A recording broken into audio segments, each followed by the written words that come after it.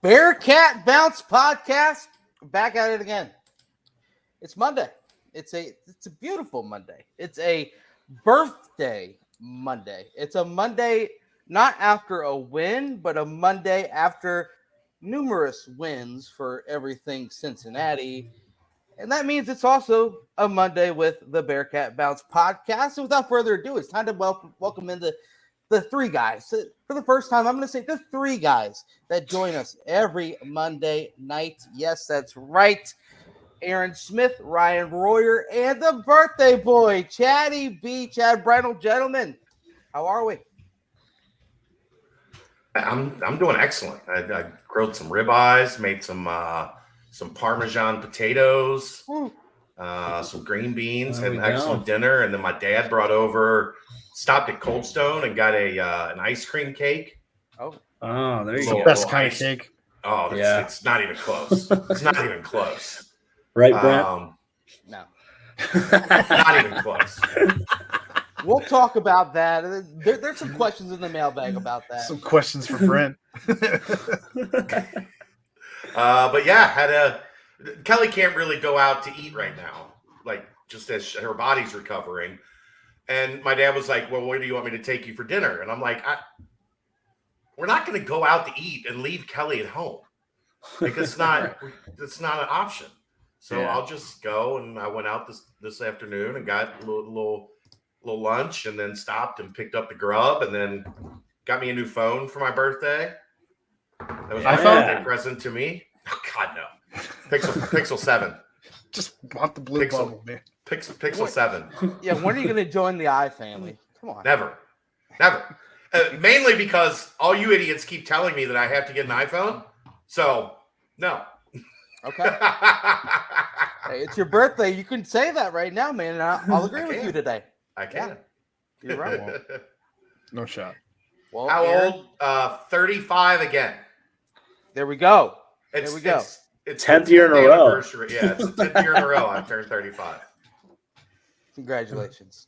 You don't look a day past 32. How about that? Yes, I do. Yes, I do.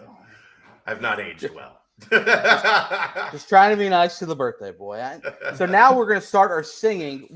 There's not much to talk about because of the bye week. So we're going to sing happy birthday for 2 straight hours. Guys, are we in for that? No, you're not. Let's do it. No, okay. There's you know Ryan. Royer's down. There's Ryan. Oh, I know. You know I'm down for the dumbest of things.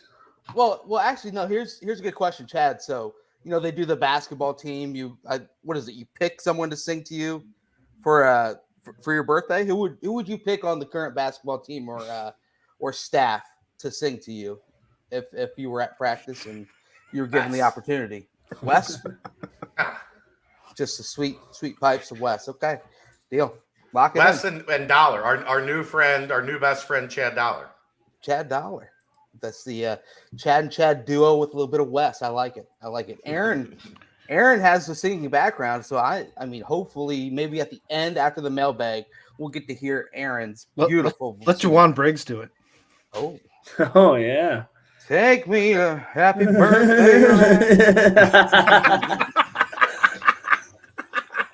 You're so stupid. We are already off the rails. We've been live for under 4 minutes, and we are already off. There's so much things going on. I don't know how you. I just like the shoulder roll. Just loaded. It's a birthday, man. It's a little bit more special than just a typical Monday BBP. It's just a birthday BBP. I also, to let you guys know, so you're ready. We have a new sponsor for the timestamps. Uh-oh. So we got a timestamp sponsor that we got to work in today. Welcome to it's a new sponsor. Welcome them to the BBP BCJ family. So we're sorry, Tonk. You are now retired. No more Tonk stamps allowed. But hey, without further ado, Aaron, we can tonk the mailbag. Tonk bag. Good. I don't think we're gonna call anything a tonk bag. Doesn't have the same ring to it. Sounds like it's got some different substance to it there. A little tonk bag. I knew it as I was saying it. No, we're not gonna go there. Oh well. Well, Aaron, Ryan, I know it's not your guys' birthdays, but how are we? I'm doing all right. I mean, Just got off work. Long 11-hour shift watching the kid. So yeah, we're doing good now. I hear you. I'm Ryan? great. Had a great weekend. Yeah, just Mondays aren't the best, but this is my favorite part of them. So, I'm happy right now. There we go.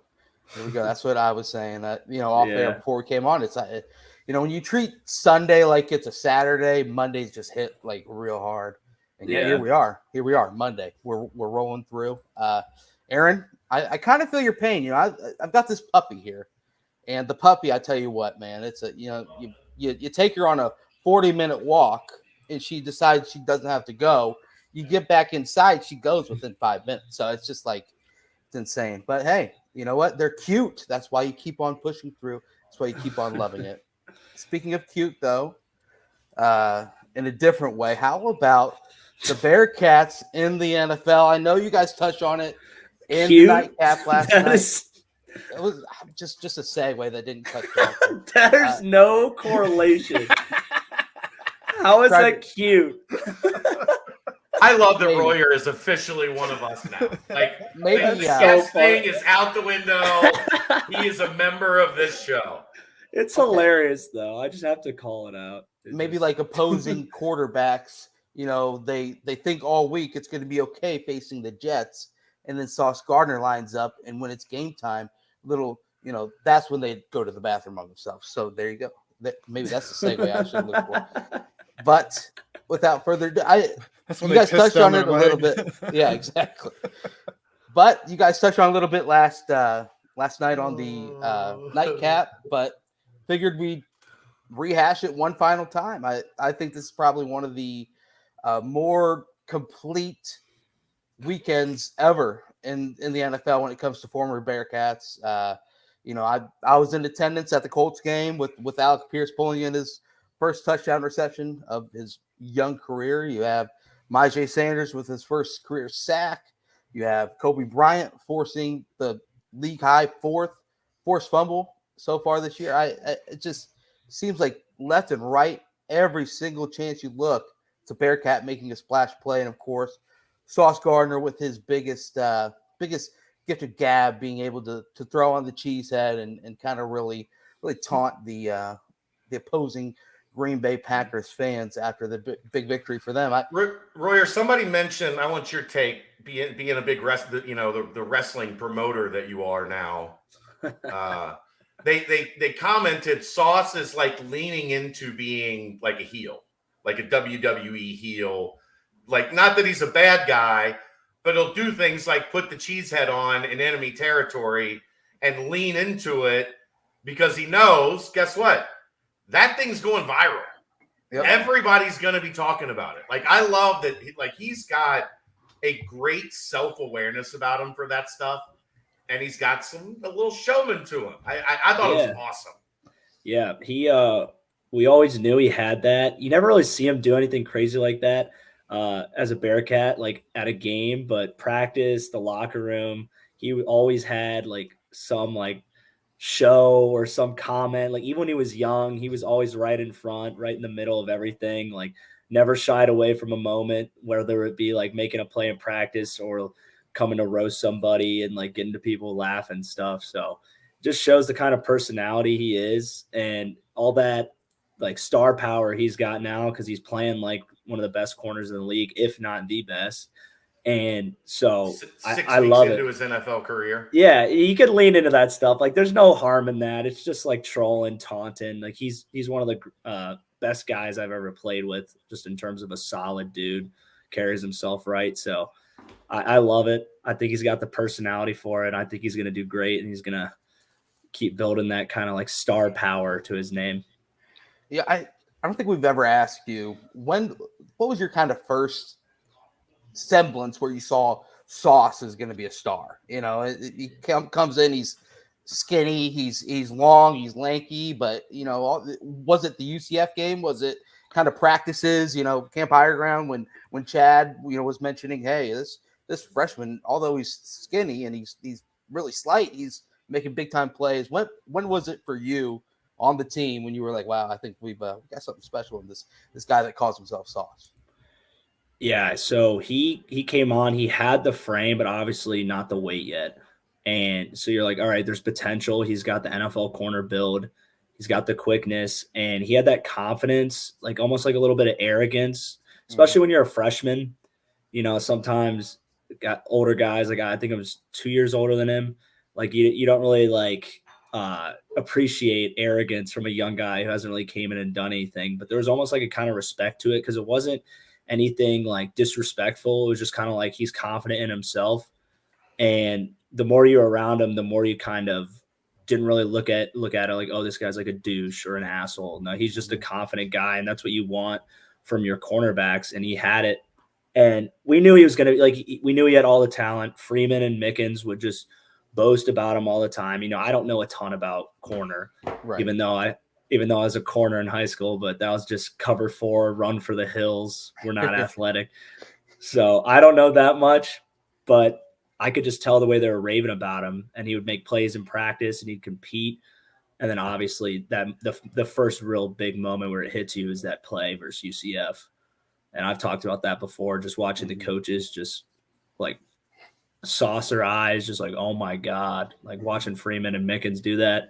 It was it was awesome. And now it all makes sense. You've seen him doing that in the NFL, and I think he's going to be all pro this year. Like if there's no reason he shouldn't. He keeps it up. Yeah, it's trending that way. You mentioned pick 6.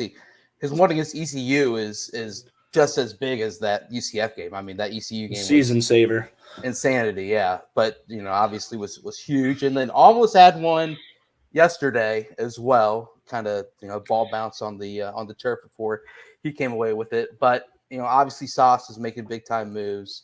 Alec Pierce, only 3 catches, but he made one count with the walk-off touchdown. I guess, guys, is this? I mean, obviously it's the peak of where, or I mean, they're still rising with the amount of players in the NFL that you're just constantly, even though it was a bye week, you're still watching it intently and seeing this player do that, this player do this, and it just seems as if it's only going to continue to go up. What was your guys' favorite, I guess, performance that you saw yesterday or play out of a former Bearcat? Chad and Aaron, you guys obviously dove a little deep into this yesterday, and Aaron, you've been all over it with the Bearcats in the NFL. So just biggest play or biggest takeaway that you guys saw just through the NFL, and then we'll get more into to this year's game. I guess Maje getting his first sack was a big deal to me. Yeah. Him getting on the field and him like even dressing for the game, as he'd been a healthy scratch for most of the season thus far. I thought that was probably the biggest standout to me of these, with probably Kobe coming a close second. But yeah, for me, it's easy. It's the highlight of Sauce and coverage, where he takes away a corner route, a post route, and then breaks up a dig. Like they talk about as a DB mirroring the wide receiver.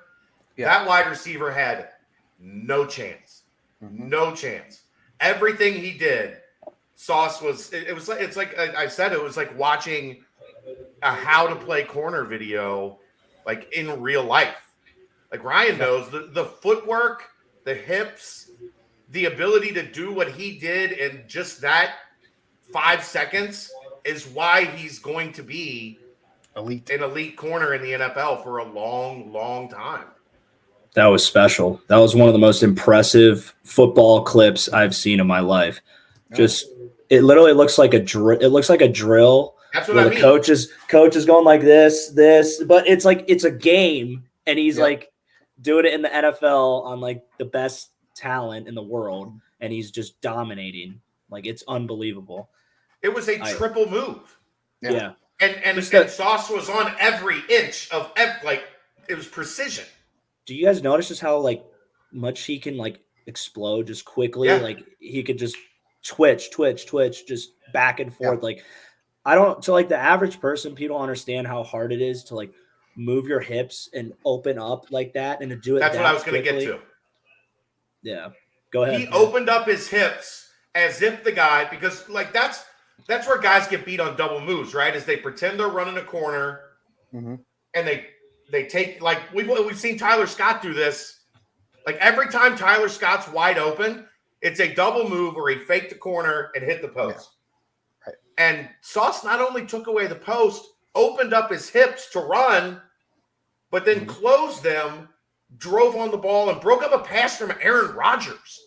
Like, that wasn't some, like, chump trying to, like, loft the ball into a guy that he thought was going to be wide open. Mm-hmm. Like, I swear I watched it over 100 times. And you saw Richard Sherman and Chad Johnson and, like, big that's when you know stars, are like, look, man, that right there, that's something that's not normal. Different. That's something people can't do. Yeah. I don't think I've ever seen that in the NFL by a corner, ever. It was unbelievable. I mean, normally to match other NFL talent like that, yeah, for sure. Like, that's obscene. I mean, it's normally a catch, and then a good cornerback gets a tackle immediately. Yeah, it's a 12-yard game.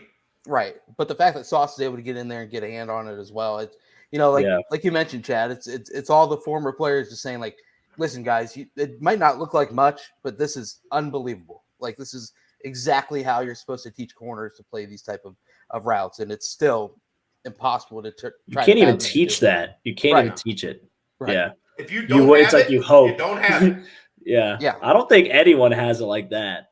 I don't know. Well, then you also saw his patented, where he's, trailing the drag route, and then he has the length and then the catch up speed to get in there and deflect the pass when it looks like, Alan Lazard had 2 or 3 steps on him. He has that closing speed where he's able to get a hand on it and, deflect that pass as well. It just, it's funny. You keep on seeing all these, like, all throughout his college career, it was always, never giving up a touchdown pass in a game, in coverage.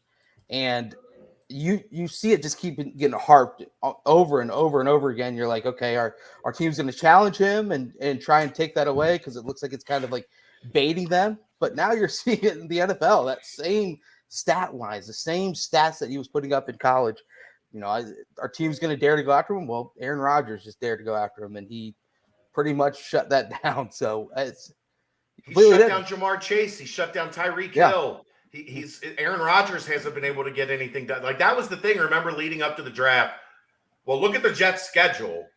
Like, he's going to get cooked early in his NFL career, and instead, he's continued to be the best cornerback on the planet.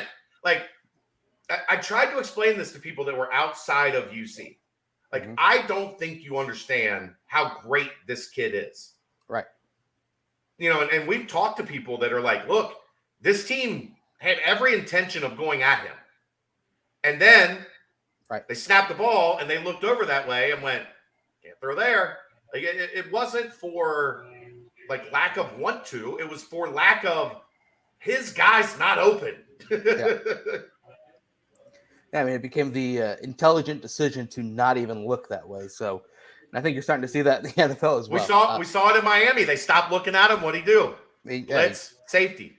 Took Teddy B out. But, yeah, I mean, it's special what he's doing. Obviously, it's a huge plus for the program as he's a guy that also reps Cincinnati really proudly as well. So, I mean, that's a double whammy. Yeah. Let's say he's the best corner in football in relatively short order. Okay. Does that give Cincinnati 3? Yeah. Yeah. My buddy Bucky Cooper, shout out. He tweeted today. He said if arguably Sauce is the best corner in the league, does Cincinnati have the 3 best players at 3 different positions in the NFL? And I think I wouldn't take anybody else at tight end. No. And I wouldn't take anybody else at center. No. And now Sauce is entering that conversation at corner. Where else has that? I mean, I'm sure somebody does, but there's only like 12 positions in the NFL. So that's if you've got 33%, if you got the best player at a position in 33% of the league, right? That's pretty good. It's not half bad. Not half bad. I'll tell you what. And then of course I'll touch back on the Alec Pierce touchdown reception. That Colts the fans love him, man. It's a constantly hear everyone in the crowd just talk about how much they think Pierce is going to be a beast, and him and Pittman are the best 1-2 punch we've had in a while. So big shouts to Alec for coming in with that one as well. Ryan, I know he's your good buddy, so I took to message Ryan right afterwards. I didn't message Alec right away. I don't want to hop on it right away, but I said, Ryan, big shouts to Pierce, man. The place is rocking. It's a good way to pull out a big win, of course, for him. So, man, they're what AP have to say after the game? I know you hit him up. I didn't. I told them. I knew he was going to get bombarded with stuff, so I waited. I was going to call him today, but I got done with my workout too late. Call him so right I'm now. I'm gonna call him right now. I'll call him right now. Call him right now. All right. Oh, you've got the. Is it going to interfere with your earphones? We'll see. Okay. Well, I'll put it on speaker. This is hilarious. Anything for Chad's birthday. It's my birthday. I want to talk to Alec. He's going to big time you. Well, he better not. He won't be. 8:30. What is today? Monday. He's watching Monday Night Football. He's not going to answer.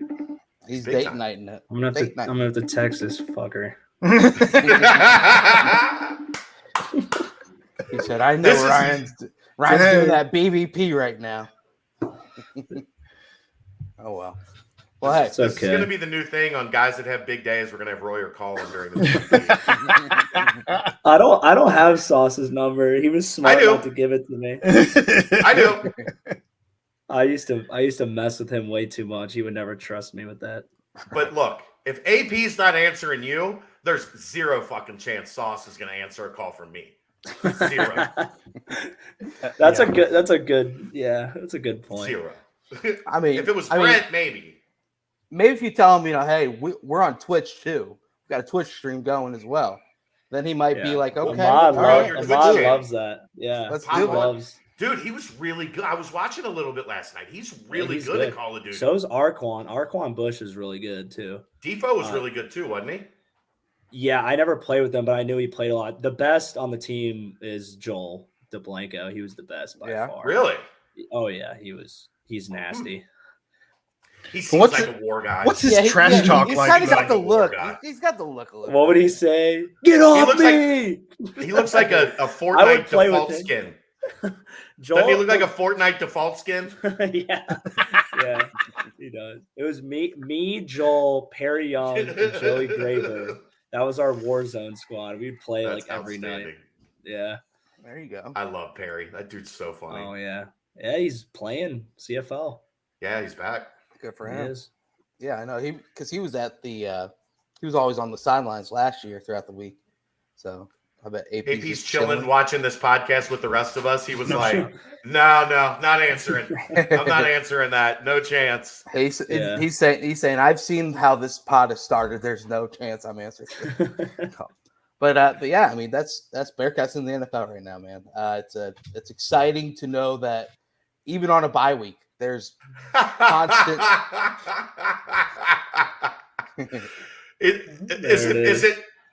Is it because he throws it, or is it because he just snaps it in his hand?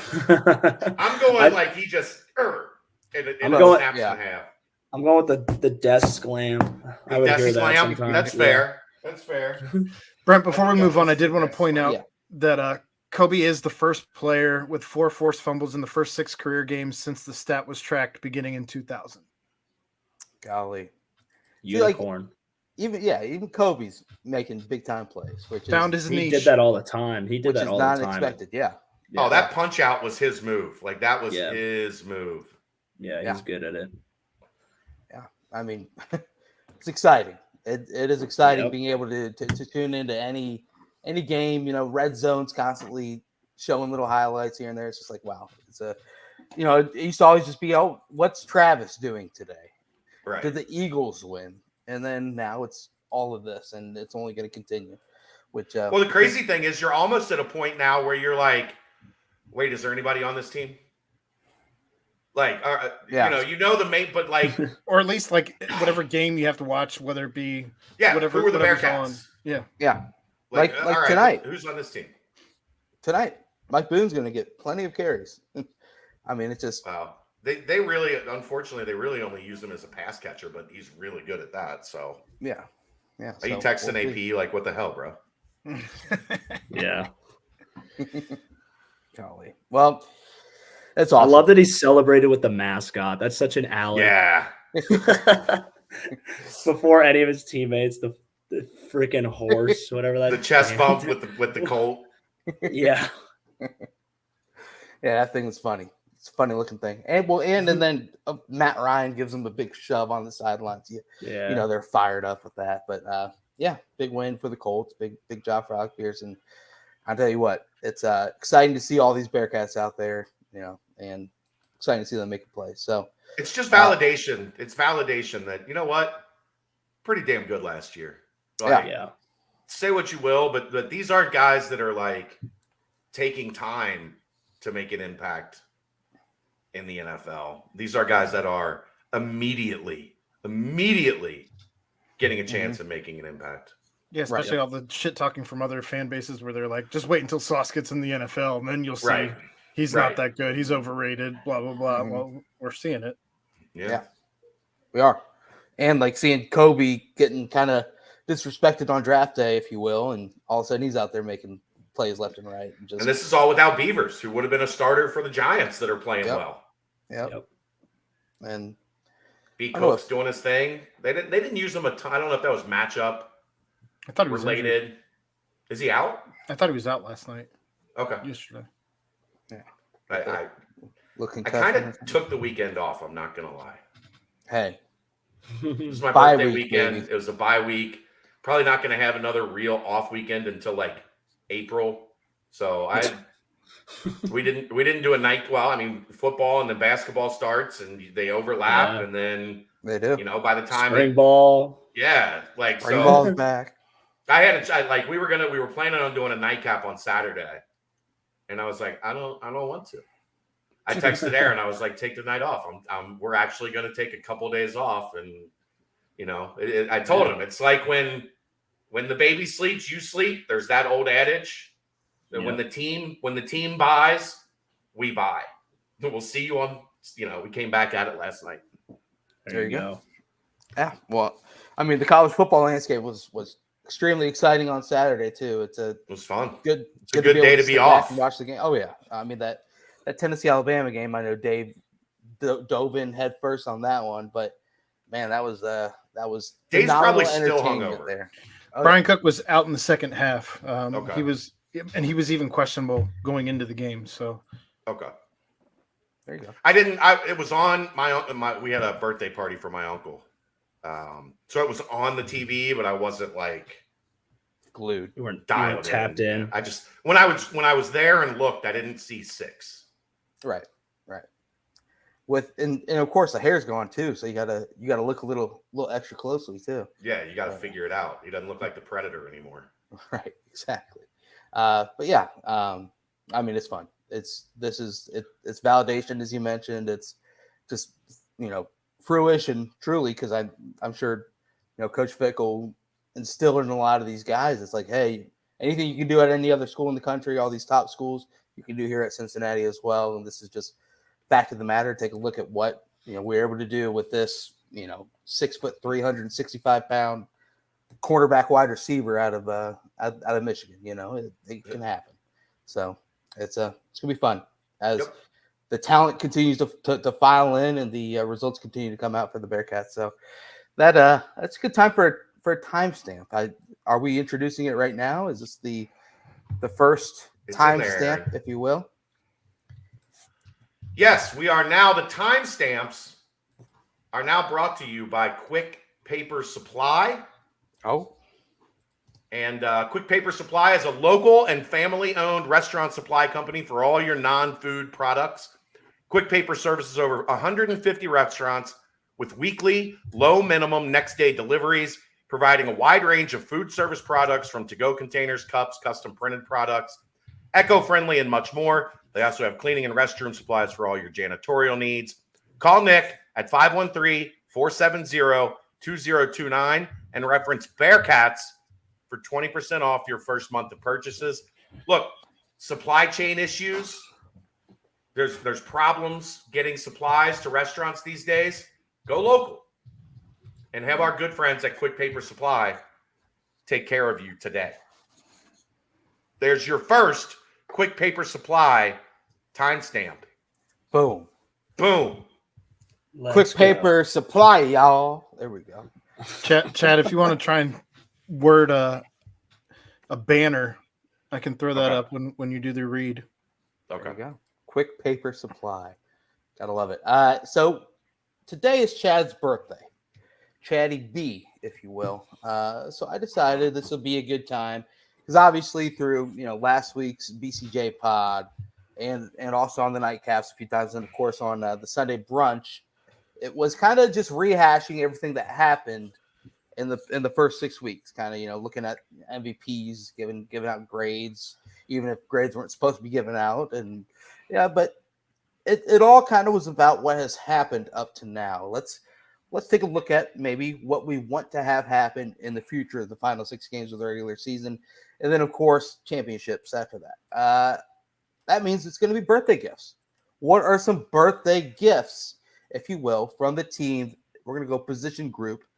And it's going to be, what is it out of the offensive backfield, quarterbacks and running backs, that the singular gift, birthday gift that you want to have in the next upcoming weeks throughout the rest of the season? And we're going to start with the birthday boy himself, Chad. What would be, I know you received plenty of gifts, but what would be the offense backfield gift for the rest of the way? Health for the backfield. They're fortunate that they have some depth, but with Ryan Montgomery just coming back off the shelf, working his way back into the rotation. You've had Corey Kiner with the finger injury that he's been working through. Just overall health, so that room is at 100%, and you can see just how great that they can be as a unit playing together. So for the backfield, I would go health. Okay, Aaron. I was tweeting things out. You'll have to repeat. Ryan. Mine would be Corey Kiner, 10 touchdowns in this 6-game stretch. I think it's going to be big. I think we need to have good inside the tackles, rushing attack, especially getting closer like into the red zone and the blue zone. I want to see more in between the tackle runs. Let's get it rushing touchdowns. I think if he has 10 touchdowns in 6 games, I think that means we're going to be running the ball pretty damn well. So I'm hoping for that. And I think Chuck will also be able to throw some more touchdowns in there himself. So I'm going with the 10 TDs for the man, Mr. Kiner. That would be one hell of a gift. Mine is a couple more Evan Prater packages. We mentioned this a little bit on the last pod, and kind of the what'd you call it, the Mustang package, the go package. It just to keep the defenses steady. Even if it is in the red zone and that goal to go situations, toss him out there for a play or two. I just think his speed and is dynamic, and I think you're seeing all throughout college football right now is a mobile quarterback causes a lot of problems for a lot of opposing teams. I think obviously Ben's done everything and then some to have that quarterback role completely secured, but a little bit of Evan here and there to kind of keep the defense and have a little bit of mixed up. What are we going to do in this situation is going to be big time. Aaron, are you good to go now? Get the tight ends involved. Oh, that's pass catchers. That was a great segue. Get the tight ends involved. Pass catchers. Aaron, your number one gift. Way to not do the assignment, Aaron. That's fine. Boo. Just keep it on brand for this entire podcast right now at this point. But yeah. Where's your guys' birthday drinks? All right. Cheers. Ryan, you're beverageless tonight? It's a rarity, but I am. There's got to be something in the fridge. Someone get Drizzly on the line. There's not. That's how good of a weekend it was. We did an Tell you- extinction. Yeah, I'm struggling through this red wine tonight, I'll be honest. But anyway, No, you're not. Aaron, good job with the pass catchers. You led us into that one. Tight ends more involved. Go ahead and expand on that.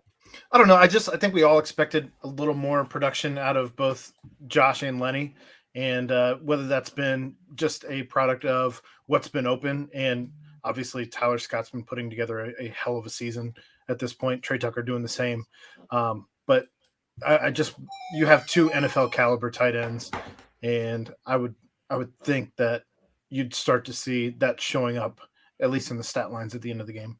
Okay, Ryan. Segue right into mine. I was looking for more tight end red zone use, specifically some tight end touchdowns in the red zone. I think a lot of defenses, they like to go man in the red zone, putting either like an outside backer or safety on a tight end. I think that's a matchup that I like with Lenny and Josh. I think that's matchups we can win, whether it be high pointing the ball, maybe like some seam routes or like some the stick and nod route they love to run. They're so good at it. So I think we need to get those guys more involved in the red zone, because my gift would have to be some red zone touchdowns for Lenny and Josh. Okay, Chad. I'll go in a similar vein, Ryan. Uh-huh. But I'll go third down. Okay. Third down offense has struggled. Some of that is not getting the job done on first and second down, of course. Right.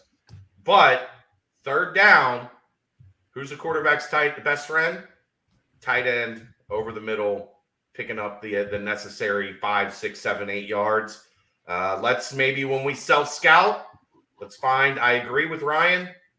Let's get them a little more involved in the red zone. Let's also get them a little bit more involved on third down, because I think that solves the problem. Not only because if you look numbers-wise, the tight ends are being used about the same that they've been used at the 21, 22% range, which I think is in line with where you kind of want it to be.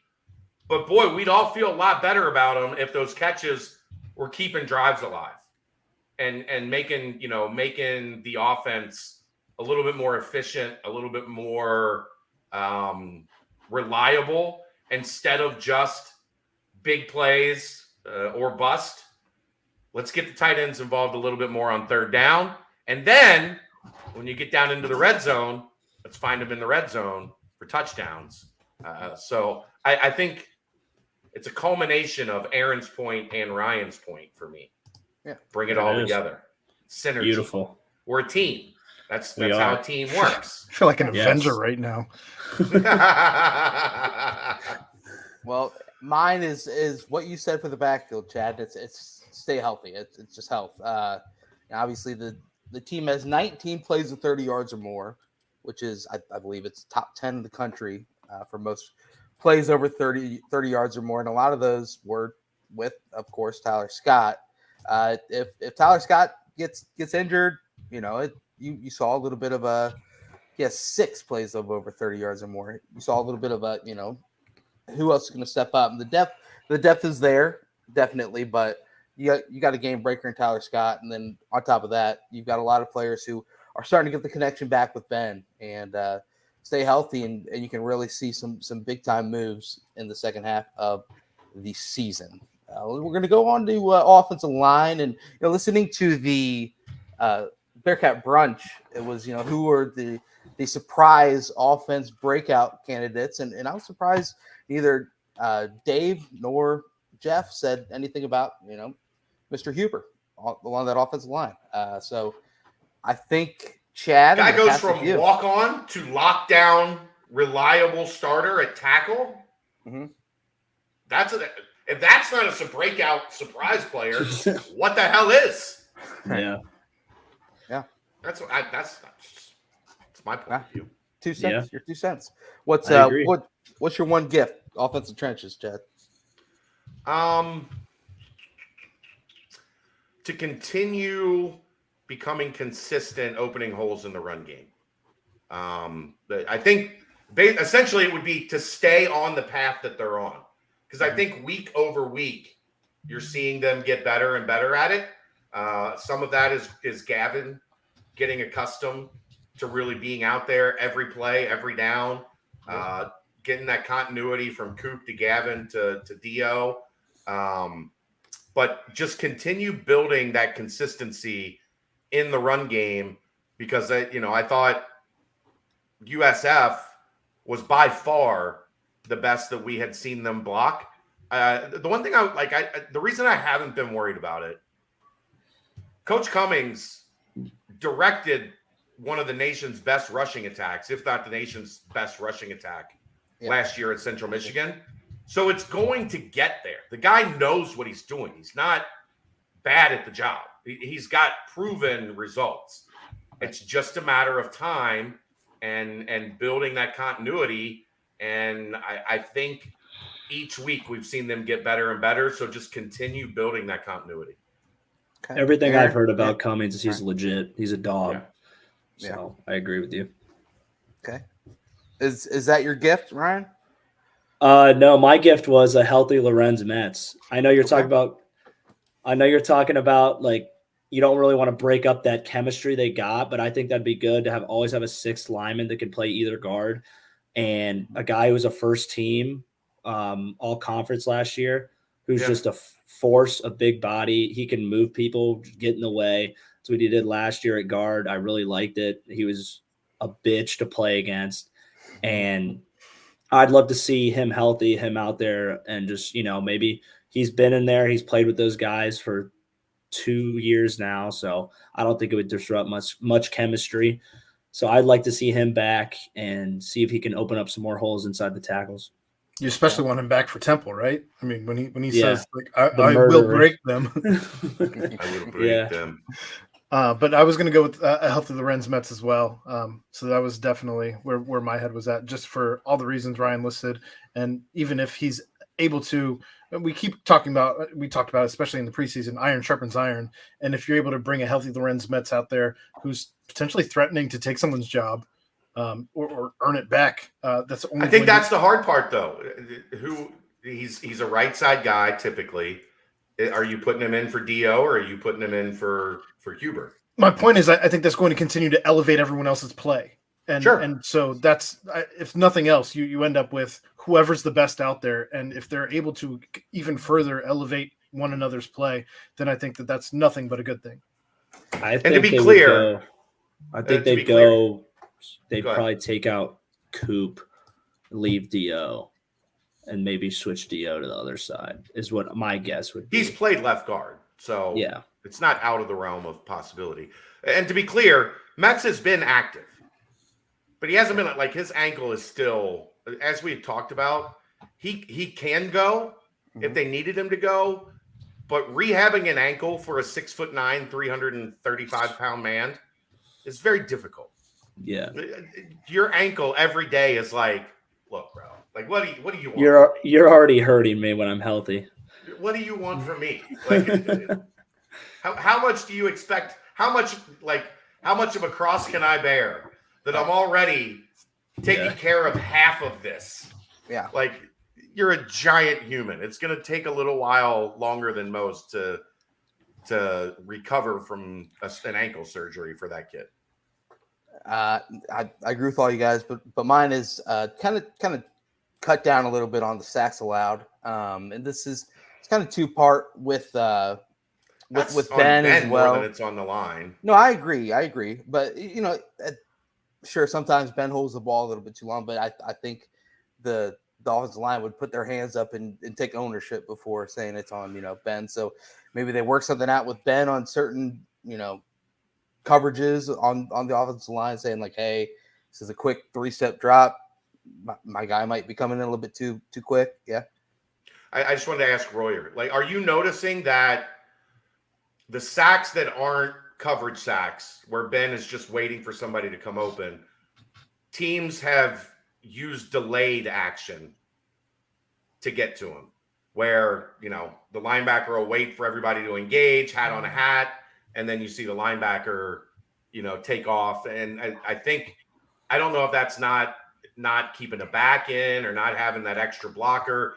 But I think teams have found something in that delayed blitz package that's caused Ben a little bit of issues too. Yeah, it's a good scheme. It's a good scheme. It'll work even better when you don't have a super mobile quarterback like Ben. And I think Ben, he trusts himself. We all trust him in the pocket to be able to stand in there, step up, make a good throw. It's a hard line to toe, because you got hat on a hat for everybody. But if a guy's coming in last second, the offensive scheme, it's not designed for Ben. No matter how good your guys are, like we're not just going to pretend like we can hold off a rush for 10 seconds. Mm-hmm. And because then, you just, that's just not football. You can't expect something like that. But I know the delay, it's a good scheme. I think the O-line, I think, like you said, Brent, I think they would own their mistakes. Anytime someone's sacked, they're going to own that. That's the kind of guys they are. They're selfless. So I think it's a good combination between recognizing the coverages, maybe having some sort of communication to the O-line, and everyone kind of doing their part. Ben not holding it too long, O-line trying to develop that pocket and hold it. Yeah, because they're giving up his chat playing Zelda. Were you? So my notification is the Zelda thing, and I've got it. I bought a new phone today, and I thought I had it turned down, but in the new phone, when I turn down the volume, it just turns down the ring volume and not the notification volume. So yes, Zelda was going off a lot. I mean, technically, you were playing Zelda. Technically, I was playing Zelda, but that's why the Zelda noise. The musical version. Yeah. Yeah, and it was funny. The guy that sold me my phone, he heard it and he was like, "Is your notification Zelda?" I was like, "Yeah." And he's like, dude, big Zelda guy. Like, so we talked. Did we just become best friends? Did you buy your phone at a GameStop? But we talked while my phone information from my old phone was downloading to my new phone. We spent 15 minutes talking about the Zelda series. So yeah. And for those wondering, Chad's texts still show up green. So always pain green. We got to work on that. No. If you guys would leave me alone, if you guys would shut the fuck up about the green thing, I might get an iPhone. I don't believe you. Well, no, you know how I work. Exactly why I don't believe you. Well, but if someone continues to tell me to do something, I'm just not going to do it. So if you stop telling me to do something, you're also very set in your ways to where you're just not going to do it. Well, no, there's nothing worse than Android is a superior content creation device. Okay, there we go. But it's terrible when you're like putting together a bachelor party or some sort of a big group text is began and then someone and then it says this guy liked this part and it's like, oh gosh, someone's got green. Then you type and it's green and you're like, all right, who's got it? You don't know whose pictures are actually being liked. Then you kick them out of the group and start a little side text, which is great for me. I don't want to be in your stupid ass group text. Fair. But yeah, that's what being 45 is like. That's really what this is all about. Yeah, for anybody wondering, 45. That's what being 45 is like. I don't want in your stupid ass group text. It has zero to do with liking Android over iPhone better. It's everything to do with the fact that he just doesn't want to be included in group text. Yeah, he's like, hey, yo, y'all group me? You have the group me? No, we don't. Anyway, yeah, I think that kind of wraps up offense. I don't even know what that is. Group me. No idea. Never heard of it. I think it's an app where you create groups, but it sounds like an app where you never mind. Okay. Jesus. Never mind. We're not going down that road. Not going down that road yet. We're only an hour. We're not even an hour in. We going off the rails is still 45 minutes away. All in all, the offense though has been probably better than anticipated. Yeah. They're scoring a bunch of points. They're getting the ball moving. They've had unbelievable halves, and then some not so unbelievable halves as well. But still, it seems like it's stronger than you might have thought coming into the year. But we're gonna stick in the trenches, go on the defensive side with what would be the singular gift. Chad, we're gonna shoot it back to you for the defensive trenches. Keep doing what you're doing. Like, what else do we need to do for those guys? Like, Right. Keep doing. I got like, something. Corleone touchdown. That's what we need. That's my Ooh. gift. Then he does this in the end zone. Yeah. or one of these. Yeah, okay. You win. Come on. You win. What if he sacks a quarterback and then like puts a head in the bed, covers it up? There it is. The helmet. Okay. Corleone sack. Aaron, you got anything? Not really. I mean, again, like what else could you ask for? The fact that they're rotating 2 full lines and having the success that they're having, despite whichever line is out there, it truly doesn't matter at this point, whether it's the first team or the second team. They continue to have dominance. It all starts at the nose tackle, and the defensive ends are just having their way because of what Briggs and Corleone are able to do for those guys on the outside. I mean, the fact that Watley is a name that we're saying regularly, I think tells the whole entire story. Mm-hmm. How about this? Potter as well. And no way. Let's go. I got the happy birthday treatment. How about that? That's sick. That's awesome. That is hilarious. That is hilarious. Apparently, Lepore likes you. He does. I didn't pay anyway. Speaking of pay, like the donation is down at the bottom if you want to send me a birthday. And so it begins. I'm just saying. I made it 51 minutes and 40 seconds without telling anybody to do that. That's pretty good. Well, now they know. Yeah, I mean, you guys kind of mentioned it, kind of covered it already. They're first in the nation in tackles for loss, first in the nation defensive touchdown. So I'd say maybe Dante Corleone does get into the end zone. Third in team sacks in the country. Some pretty hefty stats. But for me, now the tape's out there on all these new guys, and now opposing offenses are able to see kind of, what is Justin Watley's go-to and how do we combat against that? What does, Dante Corleone not do that we can try and exploit? Good luck. Right. Exactly. Just kind of, now that the tape's out there, what adjustments does Walter Stewart and the defensive line have?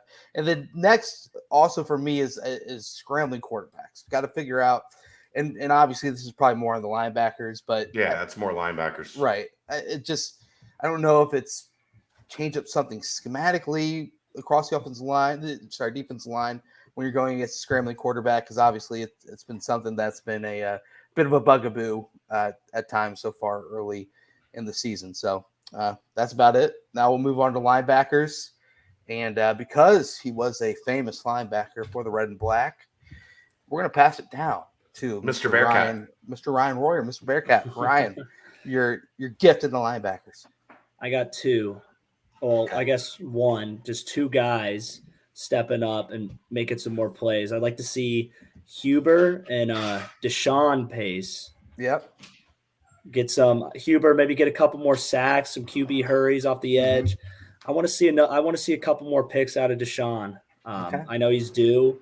He's good enough, and it's just about, sometimes the ball is just going to find you. So him being patient and getting to see him make some more plays second half of the year. Aaron? I want to see the improved tackling that we've seen out of Will Huber of late continue. And I think that it's certainly come a long way since the beginning of the season. And I'm right on board with Ryan as far as I think we've seen some glimpses of Deshaun of last year in the last couple games. But I want to continue to see that trajectory soaring up as Ivan continues to wreak havoc for offenses everywhere. Right. As Chad gets situated, I'm kind of piggybacking off what you guys are saying. Last year the whole talk was about Ty Van Fossen and Deshaun Pace, the 1-2 punch at the sniper dollar, whatever you want to call it. Just having the ability for them to just, as a duo, be kind of similar to what Ivan Pace has been for the Bearcats this year. It just kind of just a dominant force between the two of them. So, more splash plays. Ty had the huge game against USF. Deshaun had the pick 6 at Tulsa. but yeah, I think as teams start to focus a little bit more on shutting down Ivan Pace, it's going to open up nothing but more opportunities for Deshaun and for Ty. So I think just more big plays out of them is what I would love to see. Chad? Ivan Pace be even more of a monster. Okay. I don't know if that's possible. Like, I don't know if it's possible to be better. 7 sacks in one game. Defensive player in the country. This is why I'm still mad that he had a haircut that made him look like a dragon, and he cut it off before, I think, like right before the spring game. But if he still had the haircut that he originally man. Well, it was part of the 265 pounds that he came in with. Cut the hair, take off about 2 extra pounds, so he's good.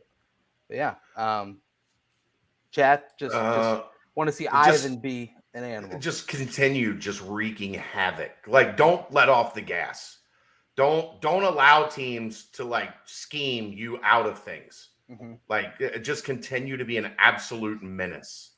Real quick, heard a lot about Leroy Bowers over the summer. What happened to him? He didn't have a great summer and got passed. You know, that's ball was kind of where he was blowing up, right? He had a really good spring, but I think maybe he got a little comfortable in his, development. And as Ryan will tell you from watching these guys come and go, you got to keep going, man. Like, you can't have a flash of success and think that you made it, because a guy like Sincere Lewis, who passed him on the depth chart, is always coming. Like, there's always somebody from the back charging in this program. And if you don't stay aggressive and driven and 100% dedicated to what you're doing, somebody is going to come past you on the outside like a horse race down the stretch. 100% right. Like, I remember when I was like, when you're younger, you're the one making those strides. And towards the end of my career, my 4th and 5th year, just like watching the guys in their 2nd and 3rd year, like, damn, these guys I used to be better than. Now they're just 20 times better than me after one off season. So it's crazy how fast guys develop, especially when they're locked in and doing their thing. So Chad's 100% right. Well, and that's where the iron sharpens iron, where now Leroy sees that pushback. Now is he going to be able to step up and bring the competition back on his end? As I think he will. He's a great competitor. Right. And Brady's probably given them the heck of a season of working out and getting prepped for when it's their time. So big time shout out. So defensive backfield, we roll on. Aaron, gonna pass it over to you, my friend. Defensive backfield, single gift that you would like. I want to see more turnovers.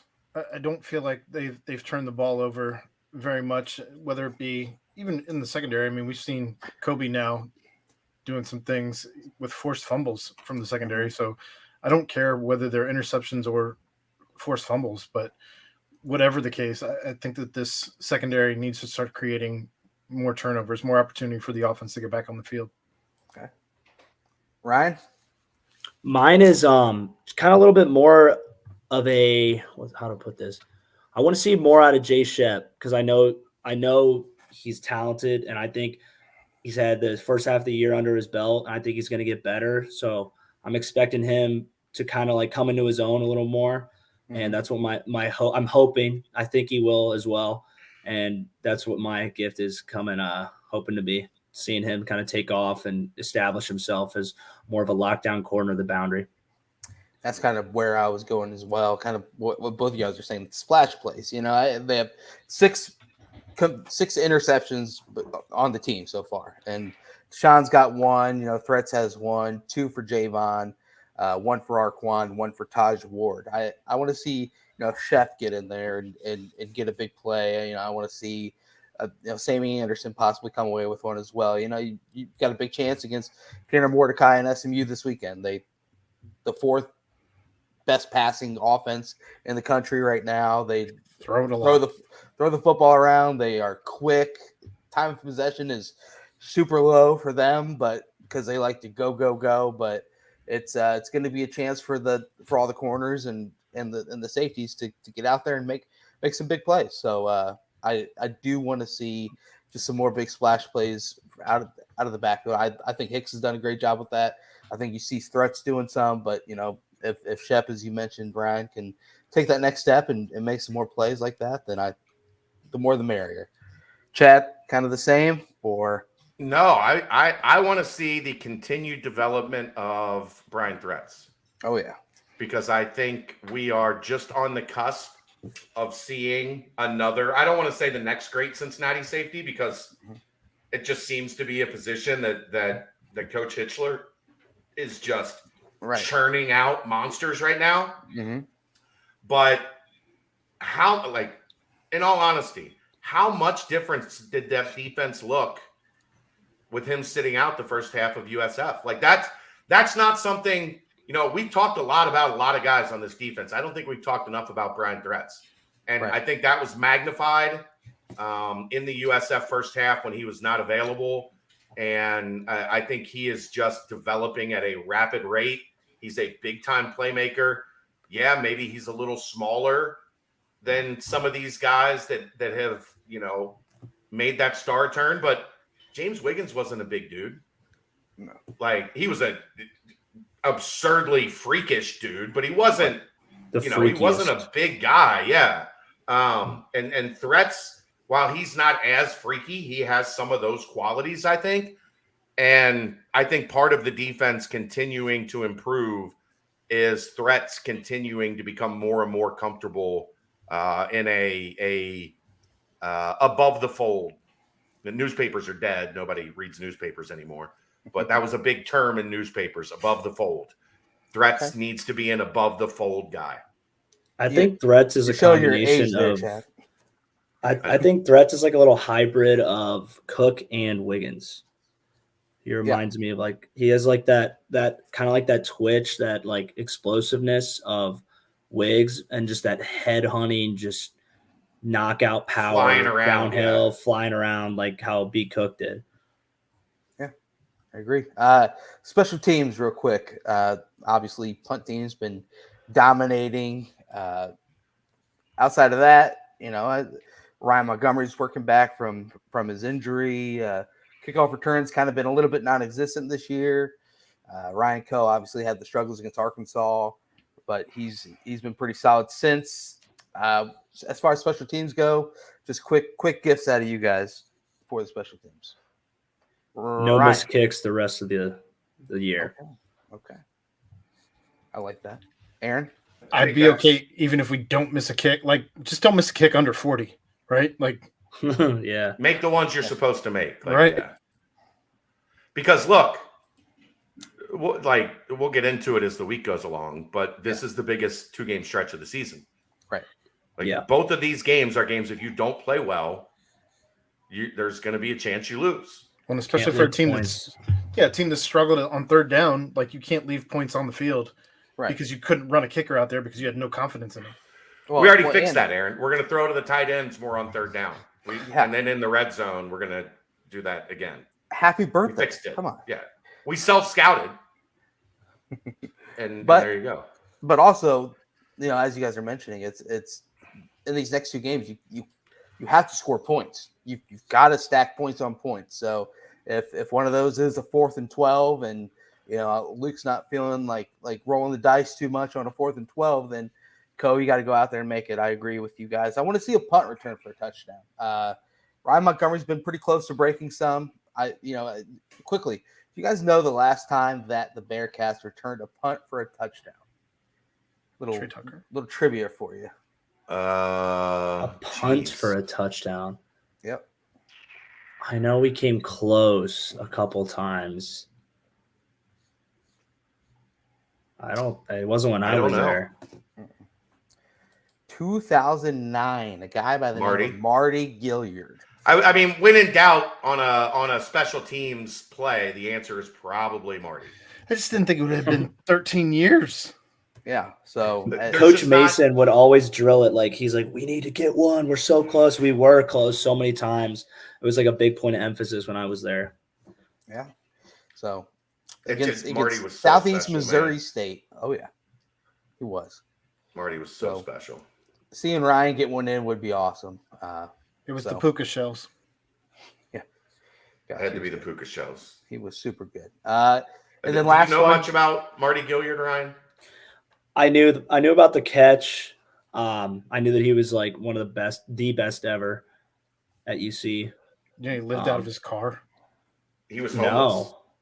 No, I did not know that. So in between D'Antonio and Kelly, Marty was a little bit of a problem child, a tiny bit, not like a major like issue, but like one that like can drive coaches crazy. You know how that is.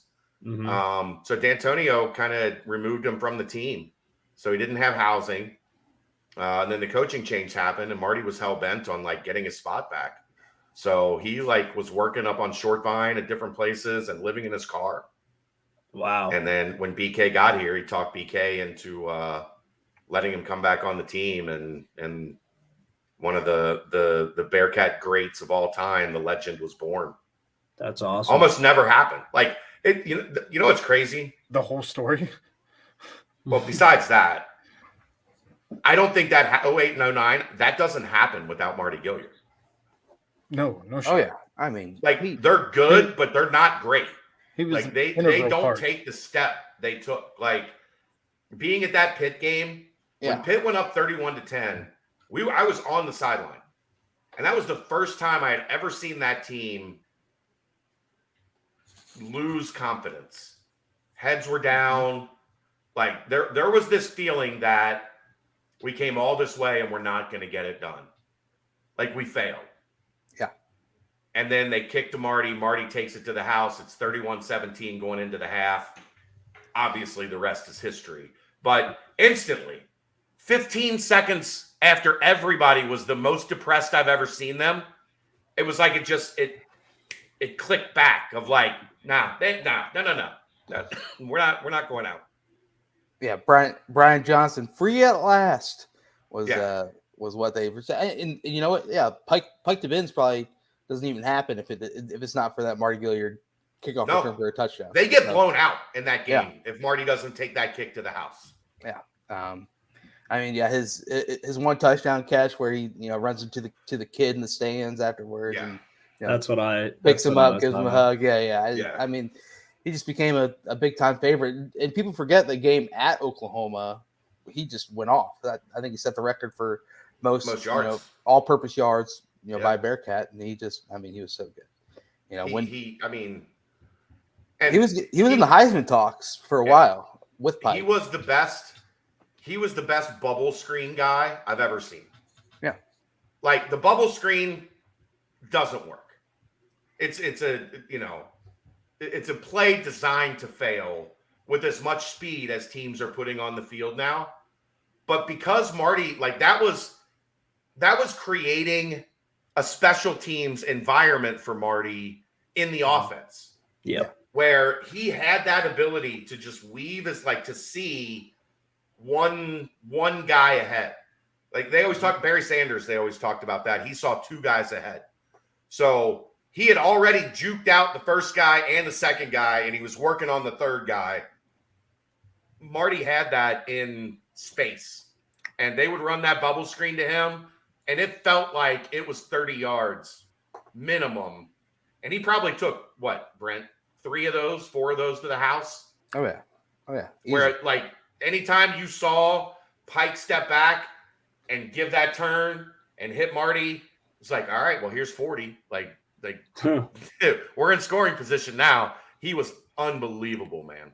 He was really, really good. So yeah, that's it. Birthday gift wise, I mean, it's a number 21 Bearcats. They have a chance to really kind of extend some streaks, and with a win, Luke Fickell becomes the winningest coach in program history. If he's able to do that at SMU, you also get the record for most consecutive wins in against conference teams. So a lot riding on this weekend. But hey, just go out there and win. So 12 noon kickoff, 11 local time down there in Dallas. It'll be a good one. And Royer, what are you doing Saturday? What am I doing Saturday? I am going to be in Brown watching my brother play football. How about next time? UCF game. I'm not sure what I'm doing. You're let you my know. guest at the Holy Grail. Okay. If I can, I will be there. You got my word. We don't have many road games left. I know. You gotta make it for one of these. I know. I at do. the Holy Grail. Give the do. people what my they feelings, want. my feelings will be hurt. Something I tells hear me you. that road game at Temple's got know who Rutgers was- name written all over. You know who was at the table next to me? Who? Bolden. yeah, he told me about that. I was with Bolden this week. Bolden and like 6 chicks. He didn't have a single guy. It was Bolden the and man. 6 chicks watching the game. I don't know which Bolden, one he was there with. He might not have been there with any of them. He's got a girlfriend. Okay. Well, I don't know hope if she was there. She better have been, or he's been exposed. Well, Yeah, maybe it was all her friends, and they just like, I can't go, but my crew is coming with you Yeah. to the Holy Grail. But he was at the table next to me at the last watch party. I like one of these. Like, okay, you're gonna go watch your brother. That is a forgivable excuse. Yeah. That's an excused absence. Yeah. UCF, you've got 12 days. Come on. If Ryan comes, you can't come with Royer Light. You got to come with Royer Full. There is no Royer Light. No. What the hell's a not. Royer Light? It's 0 or 100. It's his little brother. My little brother is bigger and dumber than me. Hard to believe. Wow. Come on. No way. Ask any of my friends, anyone that's met him on the team, who's more of a dumbass. They're gonna tell you him. Him and his teammates don't play fan; they play window, right? They play roof. They jump off the roof. Let's go through it. But no, yeah, obviously a lot riding on this weekend. Really tough 2-game stretch on the road. Bearcats have had SMU's number last couple of years. There's no doubt about that. But pretty potent offensive attack. Bearcats have a chance to come out. They're fickle coach teams are 4-1 following buys. I think obviously the one memorable one was at SMU, and then of course last year at Notre Dame. So some big ones. Is this true or false? Your brother broke a fan with his head. It is true. That is Natty right there. Yeah, hey, that Natty would back me up right there. He put his head in a fan, and he broke off one of the pedals, I guess, of the fan, and we had to take him to Children's Hospital. We're both drunk off of our ass, sitting in Children's in the room waiting for like him to the get ER waiting on. room. Yeah, Well, we're in the actual room. He got operated on. Yeah, he got stitches, and I don't think you should never be like at the verge of being so drunk you have to throw up in a children's hospital. It just feels wrong. We've been there. Like I'm like looking around, like Princess, do I I've been throw there. up in the do I throw up in the sink? And they're like, I can't. He's about to get stitches. I have to get my shit together right now. he says those Your two parents- together is terrifying. Your parents must be so proud. Oh, my mom was not happy. Music to my ears, Ryan. How Beautiful. you have to play that engineering card like heavy, right? Like I know I'm an idiot, but I got an engineering degree, so it can't be that bad. Yeah, What's your brother okay. like? What's your brother majoring in? He's biomedical engineering.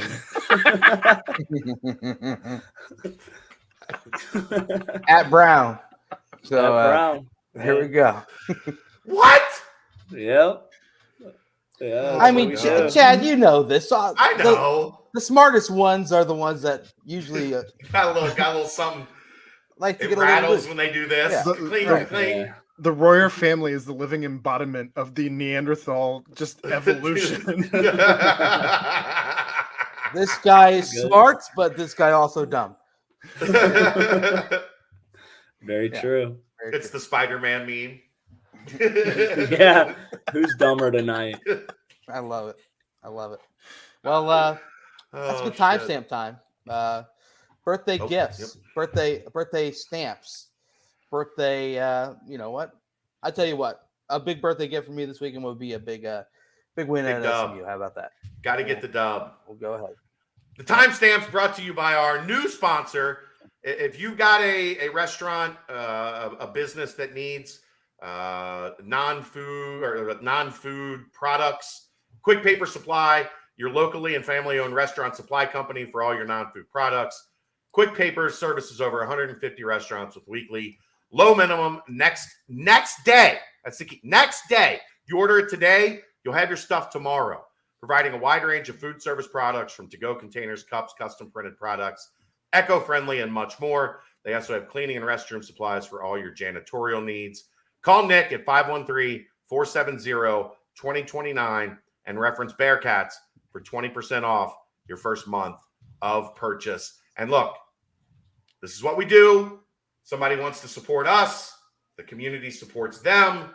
If you are in the market for these type of things, worst case, give Nick a call, get a quote, see what they've got to offer and see if they can find something to help you out. They are with us for the next 3 months, minimum. There's a little trial run here with Quick Paper Supply. The more you guys support them, the more Quick Paper Supply will continue to support us and allow me to send money to Brent, Aaron, and Ryan. For whatever it's worth, they've been around since 2009, and they are one of the largest minority-owned companies in the city. Yes. So Boom. let's help them out. Give it a call. All right. What else you got, Brent? Are we mailbagging it or? Well, a little bit of basketball. Okay. And obviously you're gonna have a lot on the BCJ pod, but I figured we could touch on real quick. AP poll came out today. The first preseason AP poll. Bearcats not receiving any votes, but there is Houston there at number 3. And then, of course, you look a little bit further down, Arizona at 17. It's just proof that, hey, it's inching closer one step at a time. Arizona, obviously, the first round matchup there in Maui. Chad, you touched on it in the nightcap with Aaron. Kind of, just some quick observations, quick, birdie views, if you will. Yeah. At your first practice that you attended. Outside of defensive boot camp. Right, exactly. So now that it's been, a few days past, anything more that kind of perked into your mind as far as what, first observations of what you've been able to see? And of course, I don't know if we can divulge into other secrets that might have happened this past weekend as well. But I haven't heard a ton on that. Apparently it was pretty close for most of the day on Sunday. It sounds like UC went a little cold from the perimeter late. And I think that's one thing that's at least as this team starts to find its identity, they're going to need, and this isn't the way this team is built. This isn't shocking. They're going to need their perimeter guys to play well. Right. Because they don't have at this point somebody you can throw the ball into in the post and say, get me a bucket. Right. So, this is a team, especially Landers Nolly, Jeremiah Davenport, David DeJulius, on nights where they're shooting well, or at least 2 out of the 3 are shooting well, it's going to be a really good team. If you get into a stretch where they're all cold or 2 or 3 are cold, 2 of 3 are cold at the same time, it's going to be quite a bit more of a challenge for this team because of the way the roster is constructed. I think that the whole secret scrimmage thing to me is just one of the dumbest things out there. It's like, make no mistake. Yeah. If coaches didn't want it that way, it wouldn't be that way. Right. True. I'm not putting a lot of blame on the NCAA here. Yeah. Coaches want these things. Unless you win, then you want to, let us then you want to, Ohio releasing the highlights and then pulling them back. And then immediately deleting them. Yeah, it's like, okay. Right. Like, if you win, no matter what, like if it's close, 5, 6, 7 points, whatever, you want everybody to know that you won. Mm-hmm. If you lose, probably rather keep it super secret. Yeah, which is the reality of the situation. Which is where we are. I guess my next question would be kind of when roles will start to be developed with this group, because I think this is like one of the deeper teams out there with so many unknown, where's X player going to fit, and can X, Y, and Z be on the court together? Is it going to take a bit for roles to be figured out? And I mean, hopefully by Maui, you're able to kind of figure out, okay, this is starting five. This is the first. Maui's what, 3 games? 3 or 4 games in. It's right? Right. You mentioned Jarrett Hensley getting time at the 5, which is, it might have been just based off of what was needed in that practice, but still, I think that's a good look.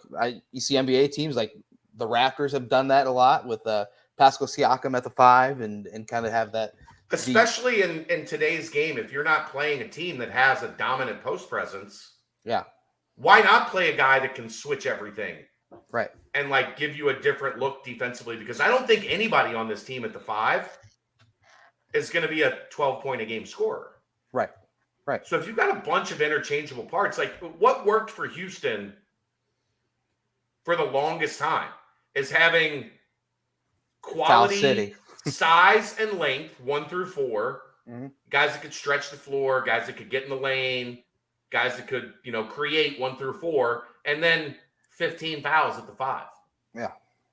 And if you're talking Vic, Odie, Kalu, and then you throw potentially Hensley in the mix, that's 20 fouls you can throw at people at the 5. That's a lot of banging. Well, a lot of banging. And she said. Amen. And like Royer when he was a sophomore. Oh, yeah. No. Junior and senior year, it went downhill. I agree. Royer was always a good, nice guy. Good for you, man. Good for you. That makes one of us. That makes one of us. So, and it's also you were sticking your head in fans, not in. Never. Yeah. Keep going. I didn't have time to talk to women. Yeah. Birthday you had lab that Alec wasn't leaving you alone about in the morning. Yeah. Roy, you're going to be there. Roy, you're going to be there. Roy, you're going to be there. Yep, Yes, Alec, nerd, leave me alone. Go play in the NFL, bro. Leave me alone. I got a happy birthday from his dad just a little bit ago. Hey, baby. Oh, Greg? Oh, I love Greg's great. Greg's one of my favorite people. Oh, yeah, he's the best. The best. One of my favorites. He might actually be watching this because he usually checks out the BCJ content. Greg's the man. And so, hi, Greg. I love you, Greg. There you go. So also you've heard, during the AAC media day and different interviews here and there is that, West is starting to implement a little bit more of his defensive, full court, 3/4 court, different schemes that he wants to run. Without a legit rim protector, if you will, you have the ability then with a Hensley or, with some of these interchangeable even guys. Odie or Kalu, like those guys are mobile dudes. Right. They can run around and kind of just be that guy that maybe goes to steal a long pass instead of sit back and protect the rim. So I think that gives you a lot of different things to kind of play around with. But I mean, aside from that, anything else that you kind of took away from the team? I know you mentioned Josh Reed quite a lot. Are you seeing, just based off of what you were able to see from practice and hear from others, are the freshmen seeming like they're going to be a part of the rotation, at least Dan and Josh initially? Dan is going to be for sure. With Josh, I think the difficult part is where do the minutes come from right at the 4? Right. And I don't know that he's ready at the 3 quite yet. I do think he is a guy that I think as, he develops will be able to play both spots. I don't give that connotation to many guys. Because it's just you're kind of, to me, either one or the other. Either you have the ball skills to play the 3 or you have the size necessary to play the 4. I do think he has a little bit of both. Like I told Aaron on Thursday, man, the thing that just caught me was anytime like there was an opportunity for him to make the right play, he made it. Like whether it, and like I said, it wasn't like he was doing. And if you go back and watch, what I was talking about is I think he had 5 different cuts to the rim, right, where he scored or got fouled, and 4 of them were different than the one before. Mm-hmm. So he wasn't just making the same cut and beating the defense the same way. There was one in transition where he filled late from the left wing. And as everybody collapsed into the lane and the ball drove to the rim, his action to cut late created an opportunity. It was either Rob or Micah to hit him with the pass, trailing the play for an easy layup. He cut baseline for a play. He cut from the top on a pick and roll where he dove behind the drive. Like, just different stuff where it's like, okay, this is a kid that, like, he knows what he's doing. Yeah. He's not standing around. He's not watching the ball. He's not waiting for something to happen. He's saying, I'm going to take this into my own hands. I'm going to take my production into my own hands and make something happen offensively for my team. And the result was an easy bucket. So then what happens? We talk about what gets on tape, what right. people have. All of a sudden, now teams have to tag Josh Reed wherever he is. Right. And maybe that creates an extra lane or an extra, 6 inches for a guard to split a gap and get a layup.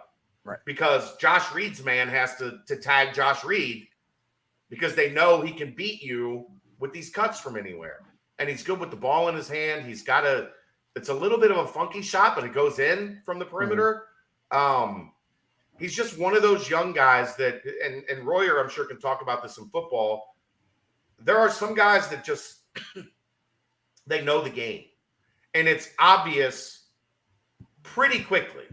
Like, even when things are still too fast for them, mm-hmm. even when they're not ready, you see stuff out of them that you're like, ooh.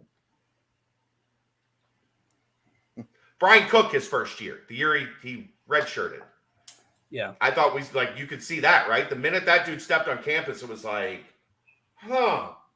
This guy's kind of different. Like, this guy knows what the hell he's Ahmad. Yeah. He was so smart.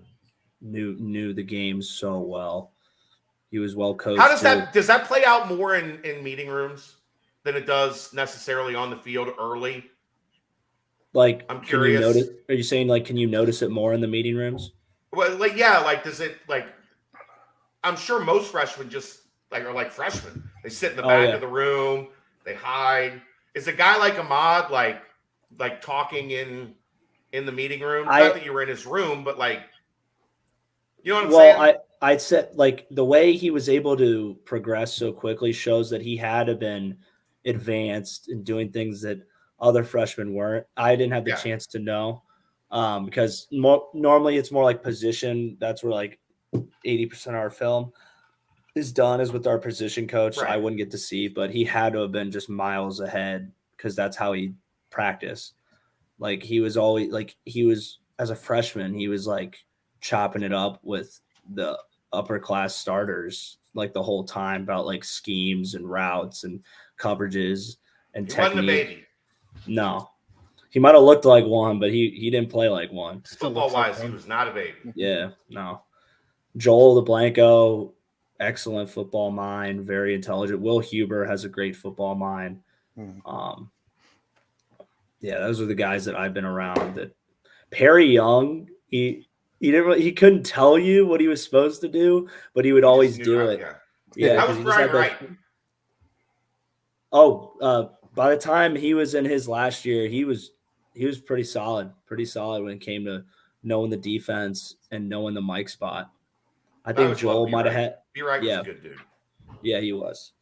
Joel's a little bit more, I guess, film savvy than him, I guess you could say. That's fair. Yeah.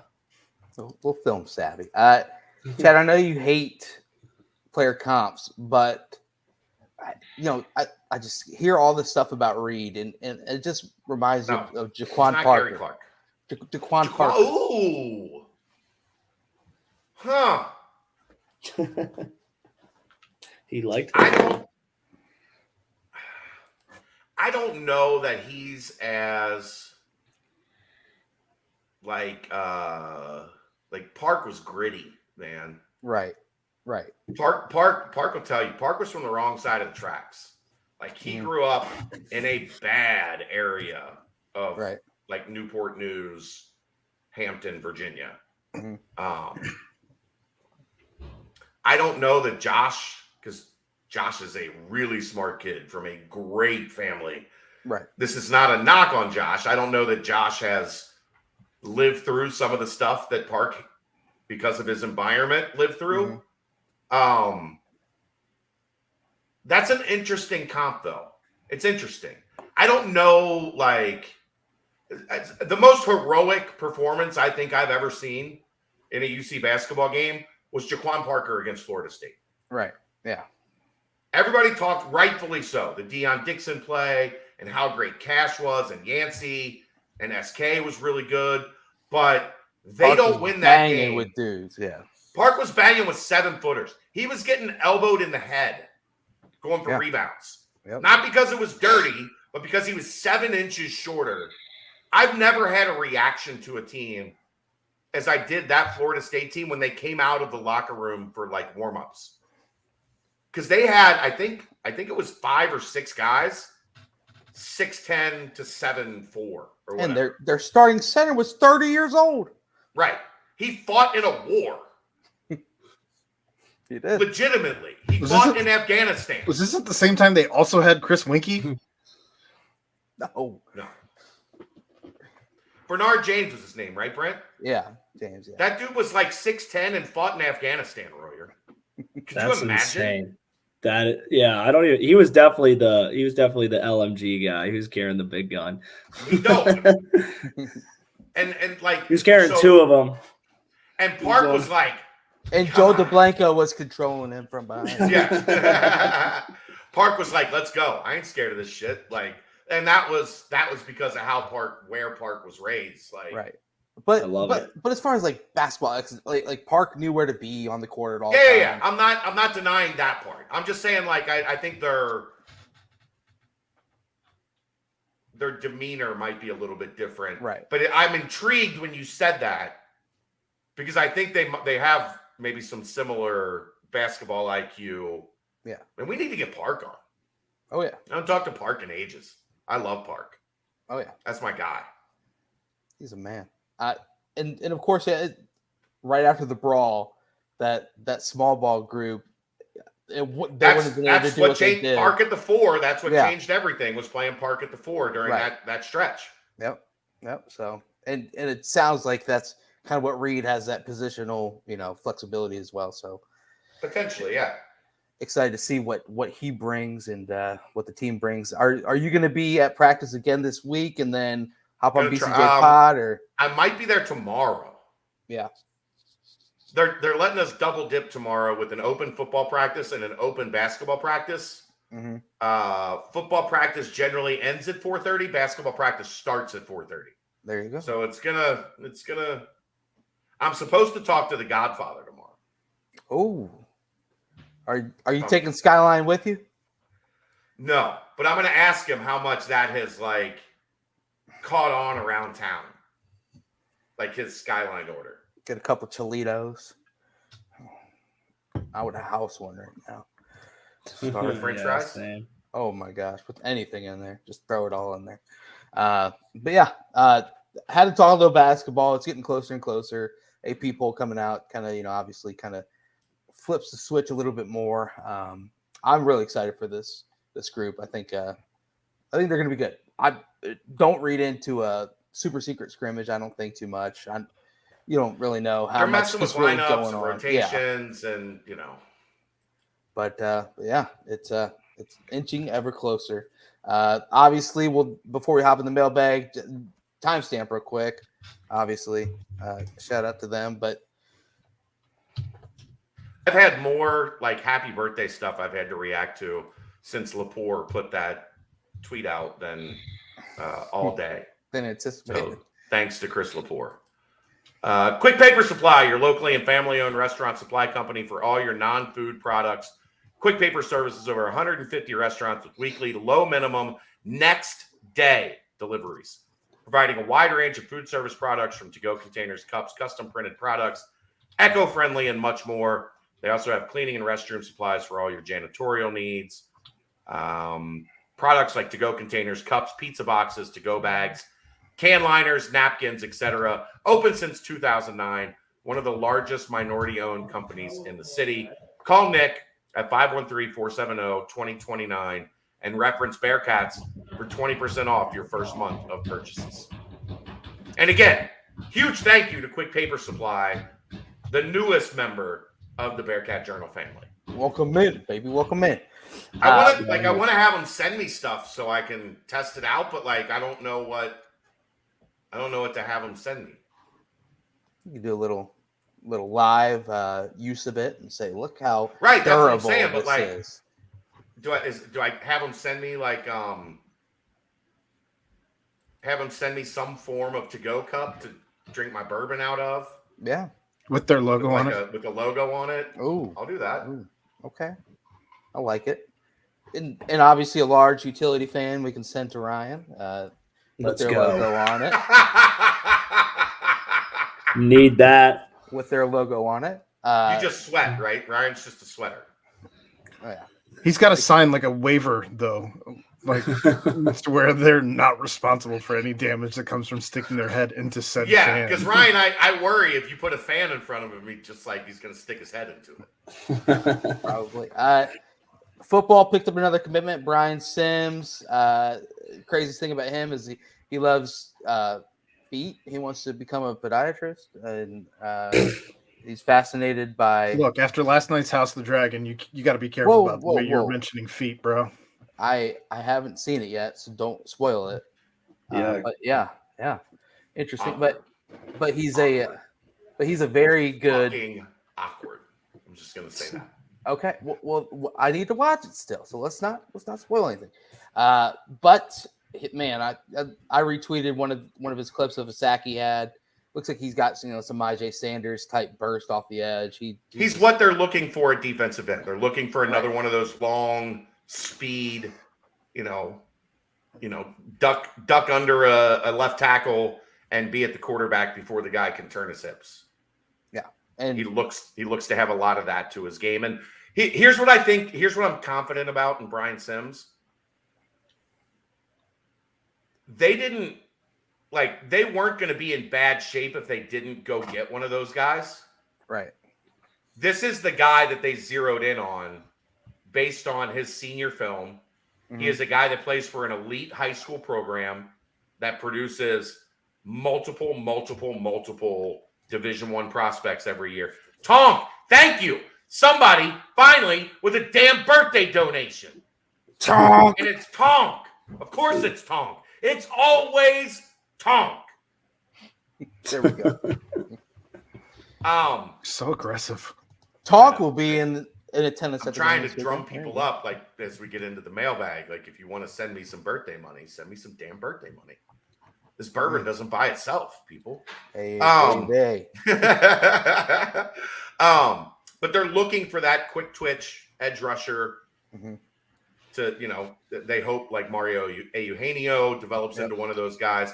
Ryan, how much difference does it make when you have one of those guys that makes offensive linemen jumpy? Yeah. That makes a whole offense. Like Majay just made people uncomfortable. Yeah. It helps everyone. It helps in the run. It helps in the pass. It's very, very versatile. I mean, you don't see it a lot. You don't see DNs that can go and do what Majay did. And I think it made our defense so much better. So having guys more like Majay with that speed style, it's going to open things up for linebackers on blitzes. It's going to open things up on the interior. So anyone like Majay is going to be good for the Cats. Yeah. Righty. I started to see some flashes from Jamal Williams as well. I'm hoping maybe as he continues to develop in the program, he could take another step. He's kind of got that burst off the edge as well. So, big time commitment with Sims. Obviously, bring him in and get him with Brady, and before you know it, he's going to be a beast. Then, of course, are we thinking this might be kind of waiting time as far as football recruiting goes? Yeah, I mean, unless something like this, where they find a guy that they're really, really intrigued by, captivated by. I don't see, like, they're at 22 high school commits. This is not going to be a giant graduating class like last year was. Mm-hmm. So remember, now the 25 is gone. So there's no restriction on how many guys you can add, high school, transfer portal, whatever. But you still have the 85-man roster limit. Right. And this isn't a monster senior class like last year. So you're not going to have a ton of turnover. And again, like we talked about, one of those reasons is guys don't want to go, like they don't want to transfer. Mm-hmm. And we talked to Ryan about this. He can attest to it again. When you're in a great situation and you've got great coaching and you've got great teammates and you're working every day with Brady and his staff, You're winning, you're successful, like you're in a great campus environment. There's not a lot of guys that are unhappy, right? Like Ryan, 100%. how much did you guys have to deal with? Like, well, we know this guy's not happy. Brendel birthday bourbon. Thank you again, Tom. My man. shameless. Let's go. Shameless. And he asked for my address. He's mailing me some stuff too. You guys need to step your game up. He's going to Not on show Tom's up level. he's going to show up at your door. He's the gift. Well, if he lived in Cincinnati, I'd be a little. He lives in Dallas, so I'm pretty sure he's just going to send me some stuff. Just kidding, Tonk. We're having fun. You know we love you. Yeah. So, but guys are happy, Ryan. It's the best. It's the best. But this program, it's taken off. We're going to the Big 12 too. Guys are going to want to be a part of that. The campus is blowing up. I'm telling you, Cincy's the place to be. Football, school. I can't see how anyone would want to leave, and that's why no one is. There we go. Basketball wise, recruiting real fast. LeBron maybe is Philon. LeBaron. Yeah, okay. LeBaron Philon. He dropped his top 8. 2024 point guard. Bearcats are in the top 8. It's a pretty solid top 8 as well. Bama, Michigan, Arkansas, Auburn. Yeah, you got him. You've got Jace Richardson. Yeah. You're starting to develop like a list of guys that are pretty obvious that the staff is heavily interested in going into this high school season, and then obviously into when we get into commitment range for a lot of those guys in the spring and summer. So yeah. Some more to watch there. And then, of course, 2023, keep on pushing. We'll see if anything happens else there. But I think it's time for the mailbag. Stamp that boy as a little recruiting talk, and then talking recruiting. And then it's time for the BBP mailbag. Time for Ryan Royer to take the spotlight. Trying to be ahead of the game, and I didn't have the through what minute. You're good. 41-42. There you go. Right. Perfect. All right. Goodness, so many moving pieces here. Chad, do you want to do another read for the timestamp? Yeah, we can do another one. Quick Paper Supply, your local and family-owned restaurant supply company for all your non-food products, providing a wide range of food service products from to-go containers, cups, custom printed products, eco-friendly, and much more. Call Nick at 513-470-2029 and reference Bearcats for 20% off your first month of purchases. Very good. All right. Boom, baby. And you could step in next and be the sponsor of the mailbag. Not me. You the listener. Not the me. listener, not Aaron. I mean, you could, Aaron. I'll take your money. I'm not paid enough. I'm just saying. All right, football section of the mailbag here. Another segment that could be sponsored by you, the listener. Oh, okay. That's what I was just saying. Yeah, the mailbag. No. The timestamps are covered for 3 months. The mailbag, wide open. It could be you. All right. Bearcat Nation 11 asks, sounds like Tressel was in Ironton and someone was there to take in Detroit King versus Detroit Cass Tech. Do we know who else's staff had eyes on during the bye? I believe there was more to that question. No, I took the weekend off. Can be a key time for recruiting and in-person evaluations. Was there a recap of USF visits or did I miss it? You missed. No, you didn't miss it. Mick and I have had a conversation about that. I'll check this week. I took the weekend off. Kelly was in the hospital for 3 weeks, and she was out. So I spent some time with her, spent some time with family, and did not make recruiting calls, did not really do much of shit other than rest and hang out with family and not do anything. Birthday. And probably it was my birthday. And I knew I was going to have to work today, so I had to take advantage over the weekend. Do you think Tress was probably visiting that the linebacker, probably the commit from Ironton? I'd say. Carter. Yeah, I saw that he was Carter. there. Yeah, that was on the board that he was down in Ironton seeing. They keep churning out guys too, so I'm sure that program's they're always looking at been like that. They're a tiny program, but they churn D1 guys. Yeah. They've got him and Ty Perkins, the wide receiver, both out of there, Ironton. So, all right, big time. Happy birthday, Chad. Thanks for everything. You rock. Can you guys comment on the likelihood of Tulane still being a ranked world beater when they finally play Cincy at the end of the regular AAC season? I do love their Cinderella story, but I got to imagine the smart money is on UCF beating them and knocking them out of the top 25 before they meet the Bearcats, right? I think their schedule lines up pretty well. Chad, I think you're pulling it up, but I mean they have Memphis at home, UCF at home. Which is the week after Cincinnati plays. Actually, it's 2 weeks after, and then they have SMU at home as well. Do we have a time announced yet for the UCF game? No, over 3:30. All right. So Memphis, Tulsa, UCF, SMU, Cincinnati is their final 5. At Tulsa is what. Yeah, Memphis at home, Tulsa on the road.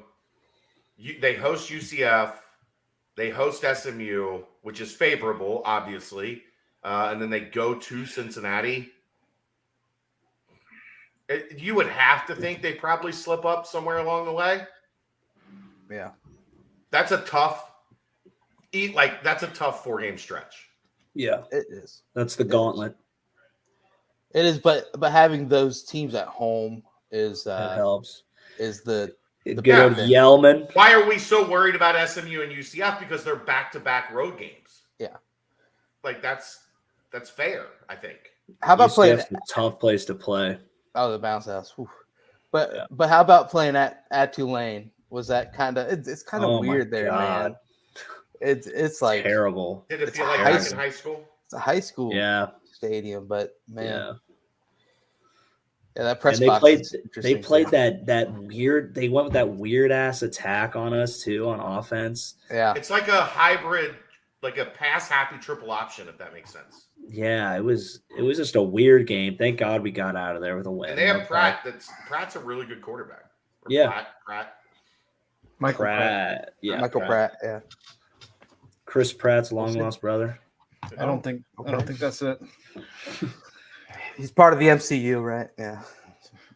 If last year's Cotton Bowl was played at Nippert, do the Bearcats beat Bama? Probably. Is Will Anderson still? Are Will Anderson and Bryce Young still on Alabama's team? And Mathis. Yeah. That guy. Oh my God, he was so good and he was so big. He scared me. So you're saying probably the Bearcats beat Bama? No. Okay. Probably not. No, I think it's the same result. Sadly, it might be like a score closer or whatever. Yeah. But that Bama team was really, really good. I agree. Yep. And a whole month to prepare. So with 84 assistants that were all head coaches in the NFL at some point. Exactly. What is your biggest key to get through these road trips unscathed? Ryan? I think we got to play clean football. Can't turn the ball over. Can't have stupid penalties, and then we got to get turnovers on defense. I think turnovers and playing clean. You got to do that on the road. You can't make mistakes. Yeah. I think dominate the trenches too, especially against SMU. If you can take the life out of SMU can be dominated at the point of attack. Right. UCF right now, I'm getting a little concerned. I mean, they're 17th in Sagarin ratings. They're, numbers wise, people are loving themselves a little University of Florida Central the Golden Fighting Knights. How you can call yourself the Orlando Golden? Tech. How you can call yourself the Golden Knights and show up in North Carolina colors? Orlando Tech is playing well at this point. They are. The Orlando School of Space and Hospitality. I think I came up with a new one. The That's a good one. Orlando Institute of Space and Hospitality. Yeah. Yep. There it They is. claim all things space. They do. But I agree with Ryan though. I mean, last time at UCF, it was a muff punt that gave the ball back to them. A couple of early penalties kind of derailed a little bit in the first half, but then obviously the offense started churning after that. So clean football, big time. Especially that road game at IU last year. What was it, like 4 straight offensive possessions started with a false start, and it's just clean football. Amen. I say just fix third downs on both sides of the ball. That'll make life a lot easier. Mm-hmm. As Ryan learned last year, as we all learned last year, when you get off the field on third down, and it's just 3 and out, 3 and out, 3 and out, 3 and out, that makes the game a lot easier. Yeah. They don't score as many points. You guys are stringing together 3, 4, 5 3 and outs, or like 2 3 and outs, a first down, so like a 6 and out, and then 2 more 3 and outs after that. Yeah, like that just demoralizes an offense. I imagine those meetings after the game were probably a lot nicer too. Yeah, they were. Happy Fick versus angry Fick. Give him the Lucky Charms, Bob. Ryan, I have to ask, what did you think of my post-game performance with Fick? Did we talk about the hug with you? Yeah, I loved it. I thought that was so good. We did talk about it. I forget. Last week is a blur. I was at Good Sam all week. There you go. That's the football portion of the mailbag. Again, if you sponsored the mailbag, we'd do another read as we transfer it into the basketball portion of the mailbag. We would. But the basketball portion, AC Mazzara asks, happy birthday, Chad. We October birthdays rule the world, short-term and long-term. Does Josh Reed slot in better on the perimeter or in the post? With the right work in the Monster Factory, do you see him as capable of guarding 1 through 4, 2 through 4, etc.? 2 through 4. I don't think he's not super twitchy. So even some 2s would be a problem. He's definitely a guy I think can guard 3 and 4. Depending on the matchup, a 2. Depending on the matchup, potentially even a 5, as Rayfeld gets him right over the next couple of years. I don't have a great answer for if he's better as a 3 or a 4. I think right now he's more natural as a 4. But I think as he develops both his perimeter shooting and his ability to attack off the bounce, the 3 is his passing, his cutting. Those things make him a guy that could be effective. I don't know. I guess maybe here's the difference, Anthony. I don't know that he's a guy I see. Brian, BJ. Thank you. Appreciate you. I don't know that that he's a guy I see as like a 30-minute a game small forward. I think he's a guy that you can get maybe 10 at small forward, 15 at power forward. You can use him effectively as both. I think he's like what I see right now is he's kind of, we use combo forward too much because there are very few guys that can do the things you need to play a little bit of both. I see in him a guy that can do the things you need to play a little bit of both, if that makes sense. I don't know that there's a definitive answer to that yet, where I think we'll see that play out over the next year and a half, if he trends more towards one or more towards the other, or he stays as a guy that can help you on the floor at both spots. Brian, any expert analysis there? Being a tweener is tough, man. A tweener is like, that's a hard life to live. That was me in like 7th and 8th grade basketball. I know your pain, Josh. I did it. I don't think I did it as good as you did, or else that's kind of why you're shooting hoops still. I'm talking about you right now on the pod, but No, it is hard because it's two different styles of game you have to guard against and play offense against. So, but if you can master it, it makes you really versatile, can make you one of the best players on the floor.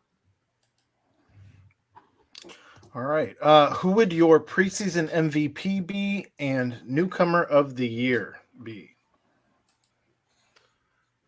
Landers Nolly and Landers Nolly. Because if he's the preseason MVP and he's a newcomer, I think that would qualify in both regards. Ipso facto.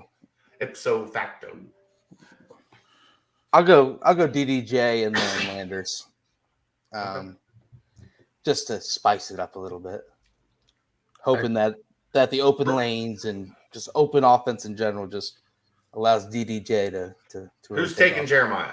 Somebody's got to take Jeremiah here, right? No, I'm doubling down on Nolly, and Skillings gets a close second on newcomer of the year.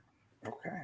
I'm going DDJ for preseason MVP. I don't know about newcomer.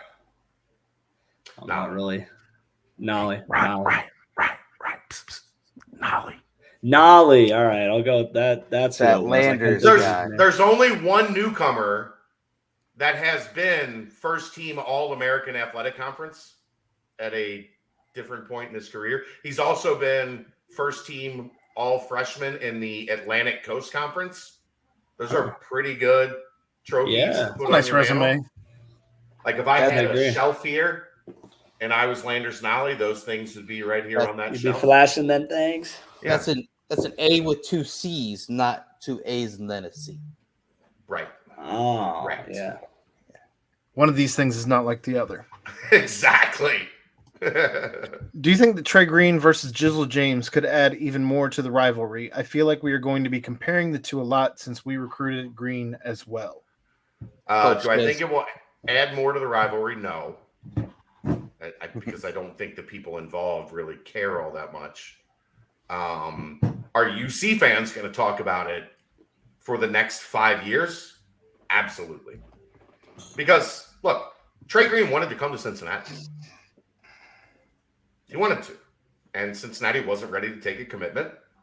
That shit happens. We've talked about it ad nauseum as it was happening. He reopened his recruitment. He decided to commit to Xavier. Maybe he has a chip on his shoulder. Maybe he hates Cincinnati. I don't know. I haven't talked to the kid in a long time. Maybe he does. Maybe that provides him a chip on his shoulder and, he scores 30 every time he plays UC.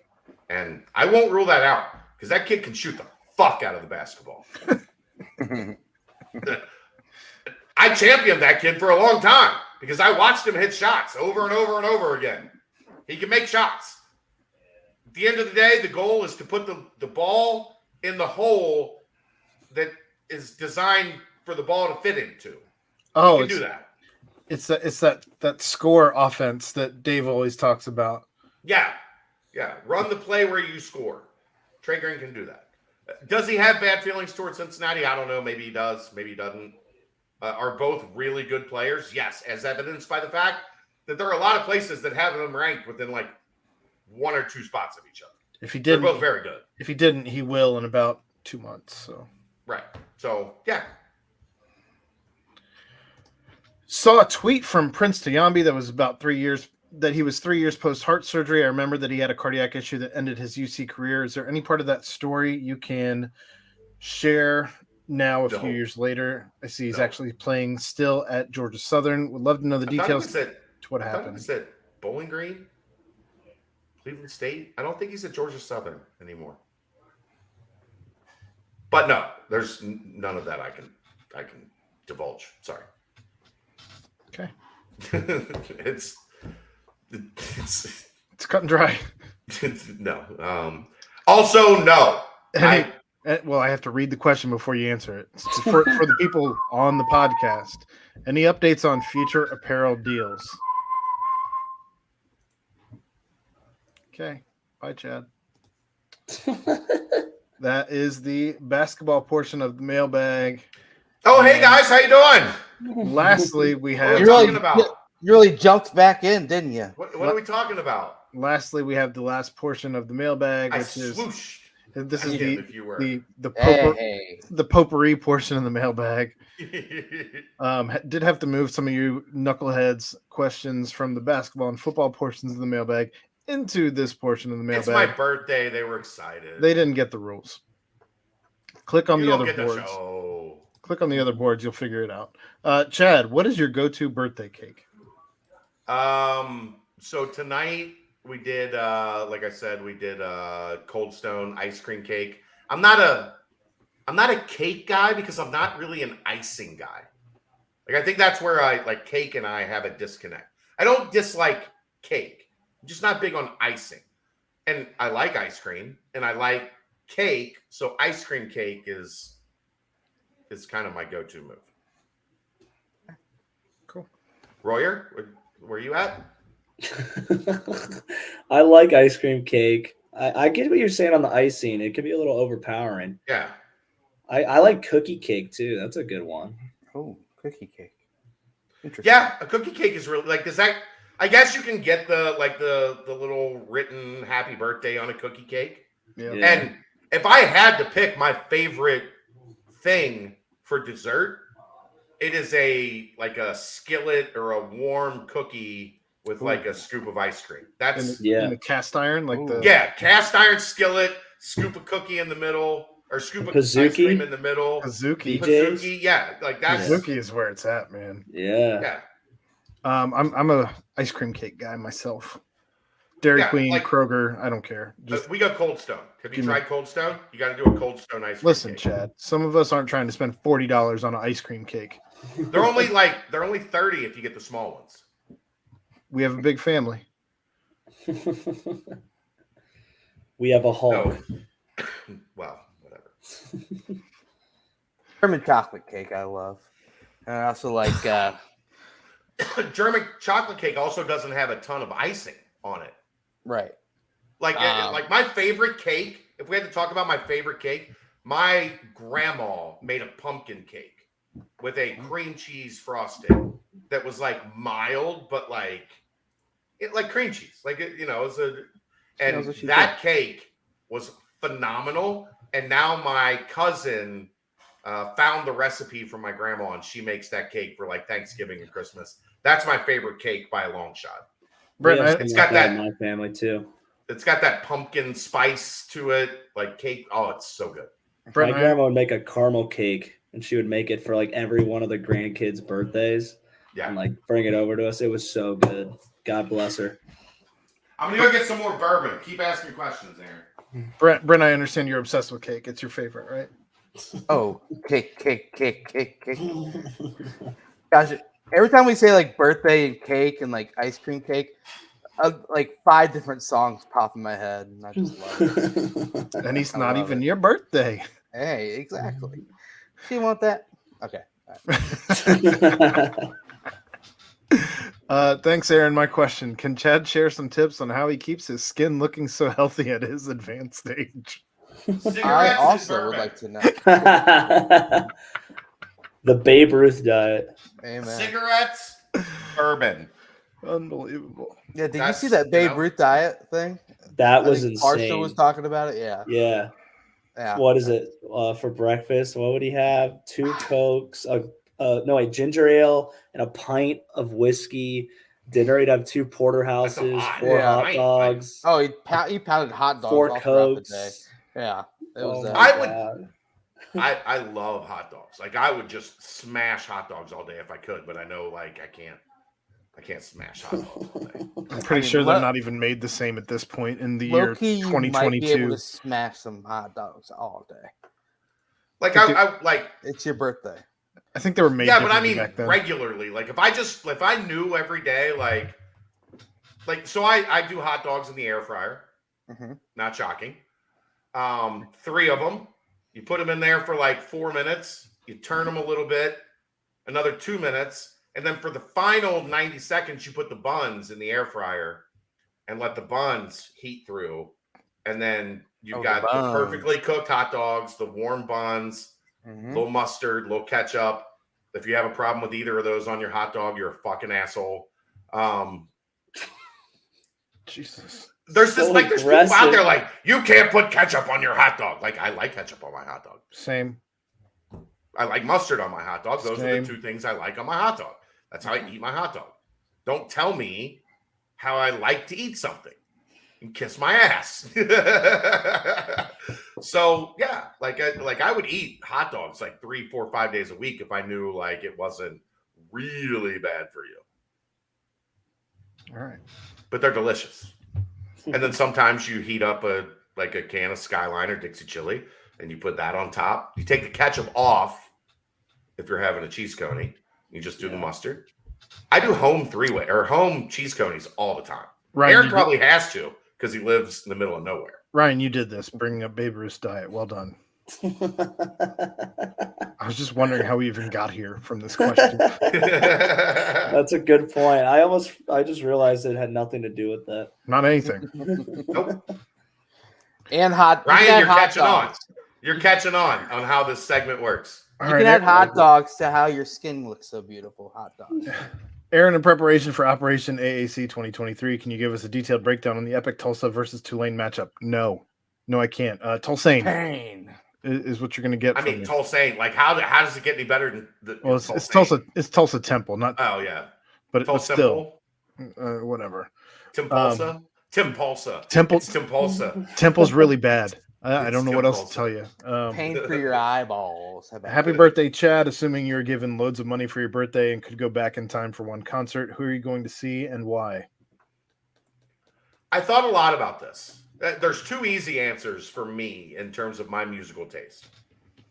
One is like peak Outcast, and the one I would probably go with if I could just go back and see one concert would be T-Win.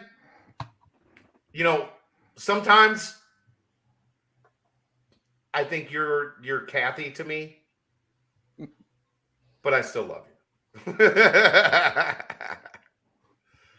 Wiener smashing Chad. Yeah, that's what I am. It would be the White Stripes, because one of the greatest concerts I've ever seen was Jack and Meg at Music Hall in Cincinnati. They did 51 songs in almost 3 hours. Wow. And it was just one after another, after another, after another. There was no set break. There was no encore, really. It was just like the energy. Seeing those two together was so insane and like infectious that I've seen a lot of great concerts. I've seen the Eagles. I've seen Led Zeppelin. I'm old. I've seen a lot of really good shit. But that White Stripe show was, man, watching those two together was something special. I would love to go back to that energy that they had when they were making like Get Behind Me, Satan, and you know, the Seven Nation Army, Icky Thump. It was just so it got to me. You guys, anybody? What would you jump back in time? If I hadn't seen Page and Plant, which is basically Zeppelin without John Bonham, that would probably be the number one, because that to me is the greatest rock group of all time. But I saw that, and you know. Do you like Greta Van Fleet? Yeah, I do. Yeah. Because that's like their big comparison. Yeah. Yeah. It's Jack White. Like Jack White also's biggest comparison is Zeppelin. For me, I'd go back to Riot Fest in Chicago, where it was a just huge punk rock concert. I love punk. You're a rock. punk guy for yeah. Are you going to see Blink? I wish I could, but tickets are $200 a ticket right now. If you got Aaron, them, how much? yeah. I'm paying you big fucking money, bro. Yeah, okay. Got a baby to feed. You should do it. Just go. Yeah, go. Just send it. You only live once. How close are they to Cincinnati? The nearest shows were Nashville, Cleveland, Nashville, Pittsburgh, Chicago. Aaron, they're gonna come. They're coming, right? They're coming. So I heard. Repeated. I don't. Here's the only thing that makes me mad. They stole Tom Segura's punchline. Yeah. Segura's the goat. I mean, I'm they just coming did it everywhere. I'm coming everywhere. They just did it for that commercial for the new. It's because Tom's back, but Tom stole. Yeah, Tom's back. They stole Tom Segura's punchline. I'm coming everywhere. I'll see what I can do, Aaron. I'll see if I can get you some tickets. Ooh. I know some people in the music industry. That's what I hear. I like that. There you go, Aaron. It's not until 2023 anyway. We got some time. Yeah. Oh, damn. Brent? I don't know, man.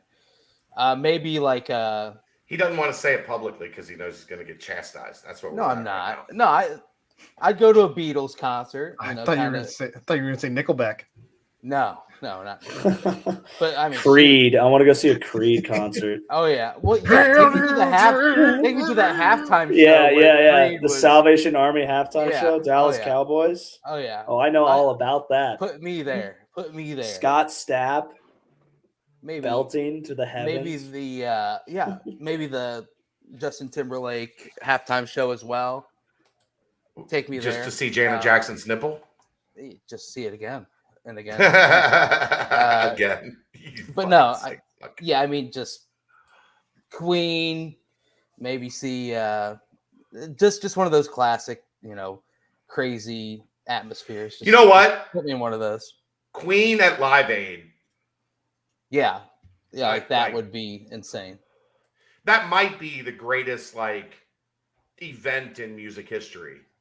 I don't think are you a Queen guy, Royer? Yeah, I love Queen. Somebody to love. Right. I love Somebody to love. Oh yeah. Oh, I what love about that a little? Have you ever gone down the Bohemian Rhapsody reaction rabbit hole on YouTube, watching people react to Bohemian Rhapsody? No, you'll spend 3 hours. I mean, watching reactions to Bohemian Rhapsody over and over again because people are just like, "What is this? What is this?" Good. Don't Stop Me Now by Queen just gets me going. Oh, baby. Freddie Mercury, if you go back, having a good time. There's a couple documentaries on Queen, like how they did what they did, that are just fascinating. That they were recording all that on 8-track, meaning what you're hearing is 8 individually recorded tracks mixed together, layered in a time where that technology Who was doing that? Who was layering that? Was Freddie doing that? Freddie, they were all. They had a production manager, obviously, that would but Freddie was navigating. Okay, this is what this track needs to sound like. This is what this track needs to sound like. And when you hear it all come together, you have the best answer, Ryan. You win. Queen Live Aid. I said Queen. It wasn't me. It wasn't me. Brent. Oh, it was Brent. Yeah. Okay. Sorry. But that whole back and forth. I heard somebody do that at a college football game. Oh, Auburn does it. Auburn, yeah. Auburn. Yeah. Exactly right. They played that Freddie Mercury and the crowd responding back and forth to him. And then it's amazing. Live Aid, Queen. Yeah. If there's one event in music history, Live Aid, Queen would have been it. So Brent, well done. Or a BBP field trip to Woodstock. How about that? Assuming you mean the original, not 99, right? The original, yes. Okay. Yeah, the original. Oh, 99? Isn't that where... No, Ryan would thrive at 99. Actually, let's do 99. Screw it. What's that one? Green Day the Kid Rock song. Ba with the Ba. Yeah, that I love that video. Woodstock 99. I went to a concert that was Rage Against the Machine and Cypress Hill. Oh shit. So Rage opened, right? And that place was everybody was ready to kill each other. And then Cypress Hill came on with the weed songs, and it was such a weird dynamic. Yeah. Rage is my go-to for workouts. Killing in the Name of is one of the greatest songs ever. Yeah. They rally around the say family. "Fuck you, I won't do what you told me" 30 times. Yeah, it's so good. Well, didn't they say you can't say that they were at some concert or something. It was on like live TV, and they're like, you can't sing this song. Yeah, and he on did this. anyway. Yeah. And What did do you it think anyway. they're gonna do? Yeah, they were like, I think that was the MTV Awards or something. yeah, they something were like, like that, okay, yeah. we won't. You're right. We get it. We can't do that. And then they did it. That's some chance shit right there. And they're literally called Rage Against the Machine anyway. Cool. Any thoughts on the 24/7 Branham versus Aaron? Andre Shaw drama? This was fantastic. If you didn't see it on Saturday, It's pretty hilarious. Yeah. Branham, if you're not familiar with any of the story, Branham calls out Shaw. Travis Branham, one of the from main 24/7. national guys at 24/7. Jamie Shaw, who's one of the main national guys at On3 Sports. Travis Branham had exclusive information that he put on a VIP article on 24/7. It was Bossy, I think, and Travis was just defending Bossy. Either way, he went in and found the login for Jamie Shaw on 24/7. Jamie Shaw's login is I am Jamie Shaw.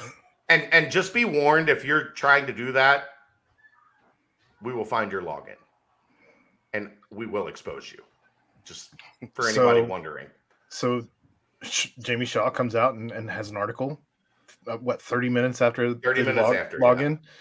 And Travis Branham called him out publicly on Twitter and essentially said, you stole my information and put him on blast. Yeah. And I don't know, the whole thing was fantastic. And I'm here for all of the media on media after something's been stolen, for sure. Like I may have done when we were down at Arkansas. Yeah. Just don't steal anybody else's shit. Do your own work. It's not that hard. We work our asses off. We do our own work. If you want to put pictures up from the field when people are at games, just retweet the tweet. Don't just steal the picture and put it in your own tweet. Right? Not that hard. Yeah. What's more creepy, Brent's mustache fetish or Aaron's crush on calves and ankles? Also, since it's Chad's birthday, how do you react to a surprise party if it's truly a surprise? Well, if you go to a surprise party and it's truly a surprise, you act surprised. Right? Like, oh yeah. There like I know there are some people that are like, I don't want a surprise party. I love surprises. Of course you want a surprise party. Quit being an asshole. I can't get enough surprises. Like I'm the guy who I think I think I spoiled so many surprises for myself when I was a kid, like finding Christmas presents before Christmas, that now I'm like, don't give me a hint. I don't want to know anything about whatever you're getting me. Like, just no. I am the worst because Kelly yells at me for this all the time. If I need something or want something, I buy it.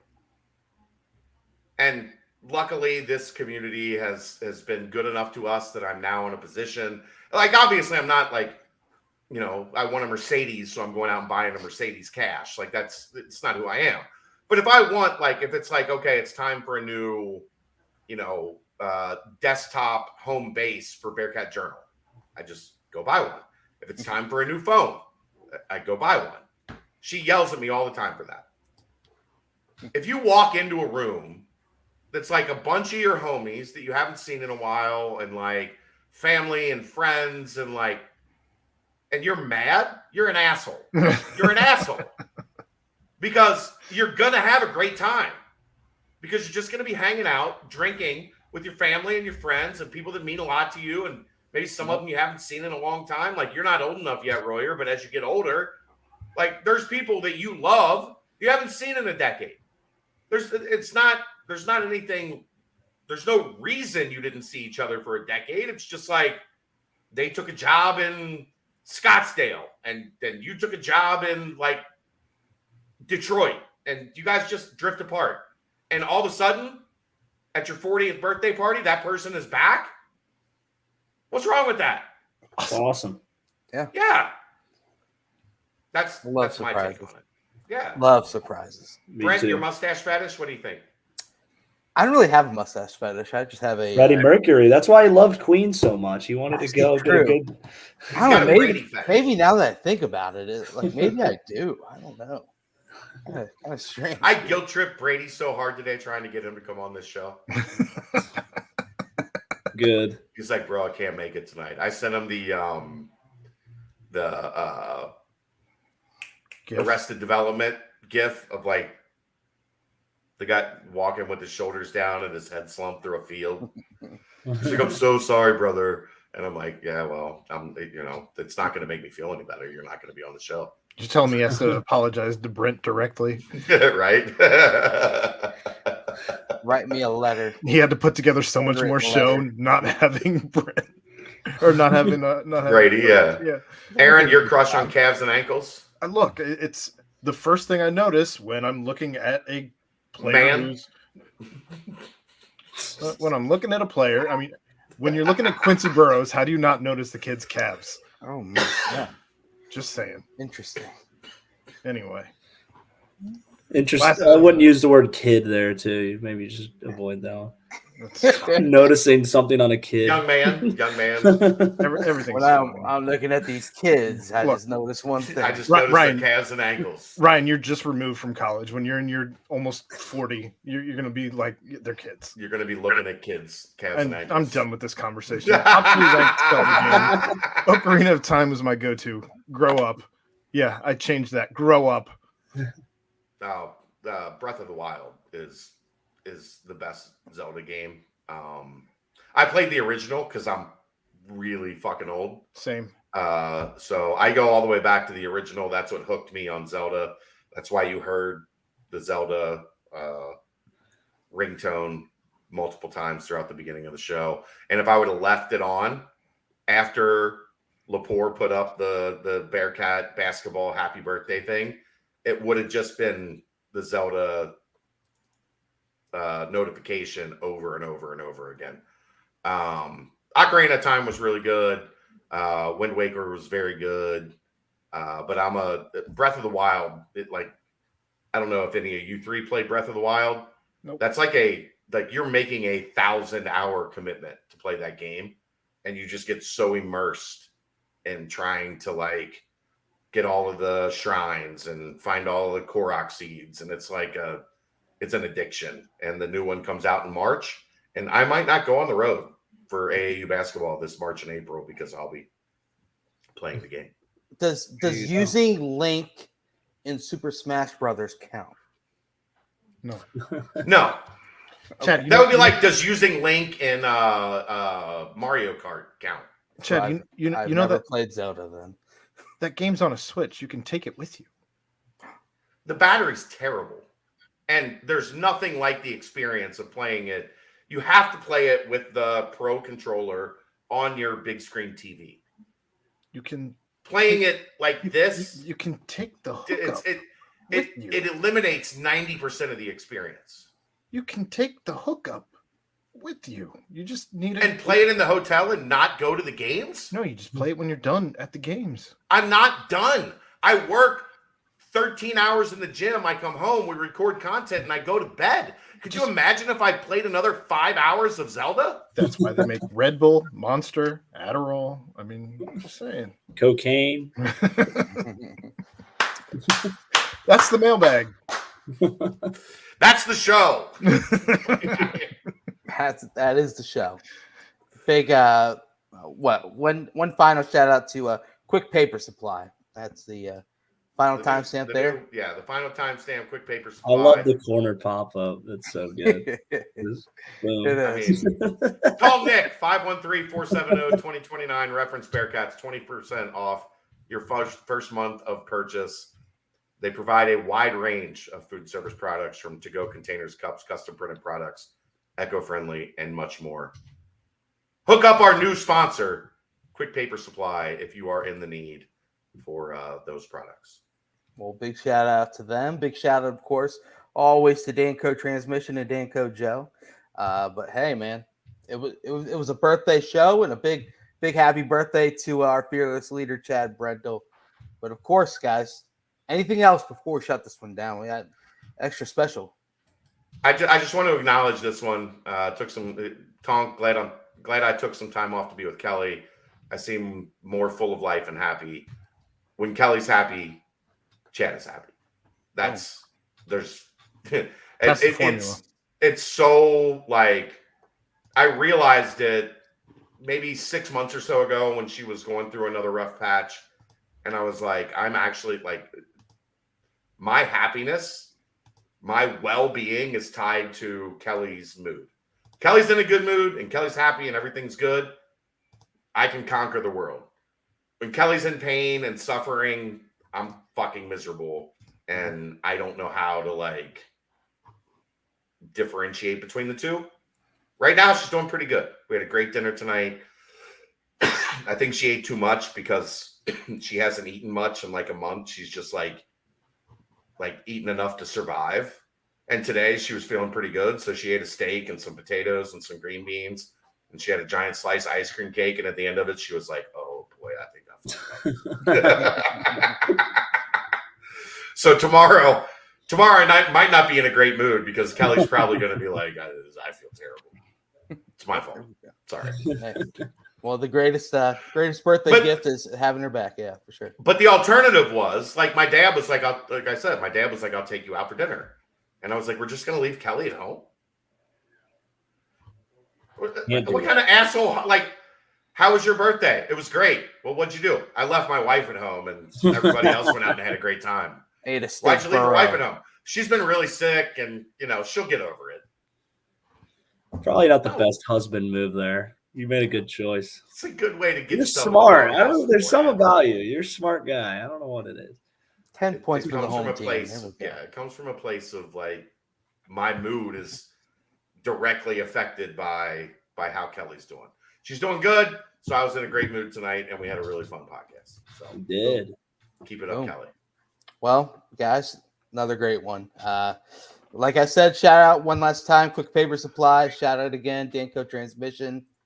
But other than that, yet again, another fantastic. Well, for my guys, the birthday boy, Chad Brendel, Aaron Smith, and Ryan Royer. I am Brent Young. Yet again, another fantastic BBP presented by Bearcat Journal. See ya.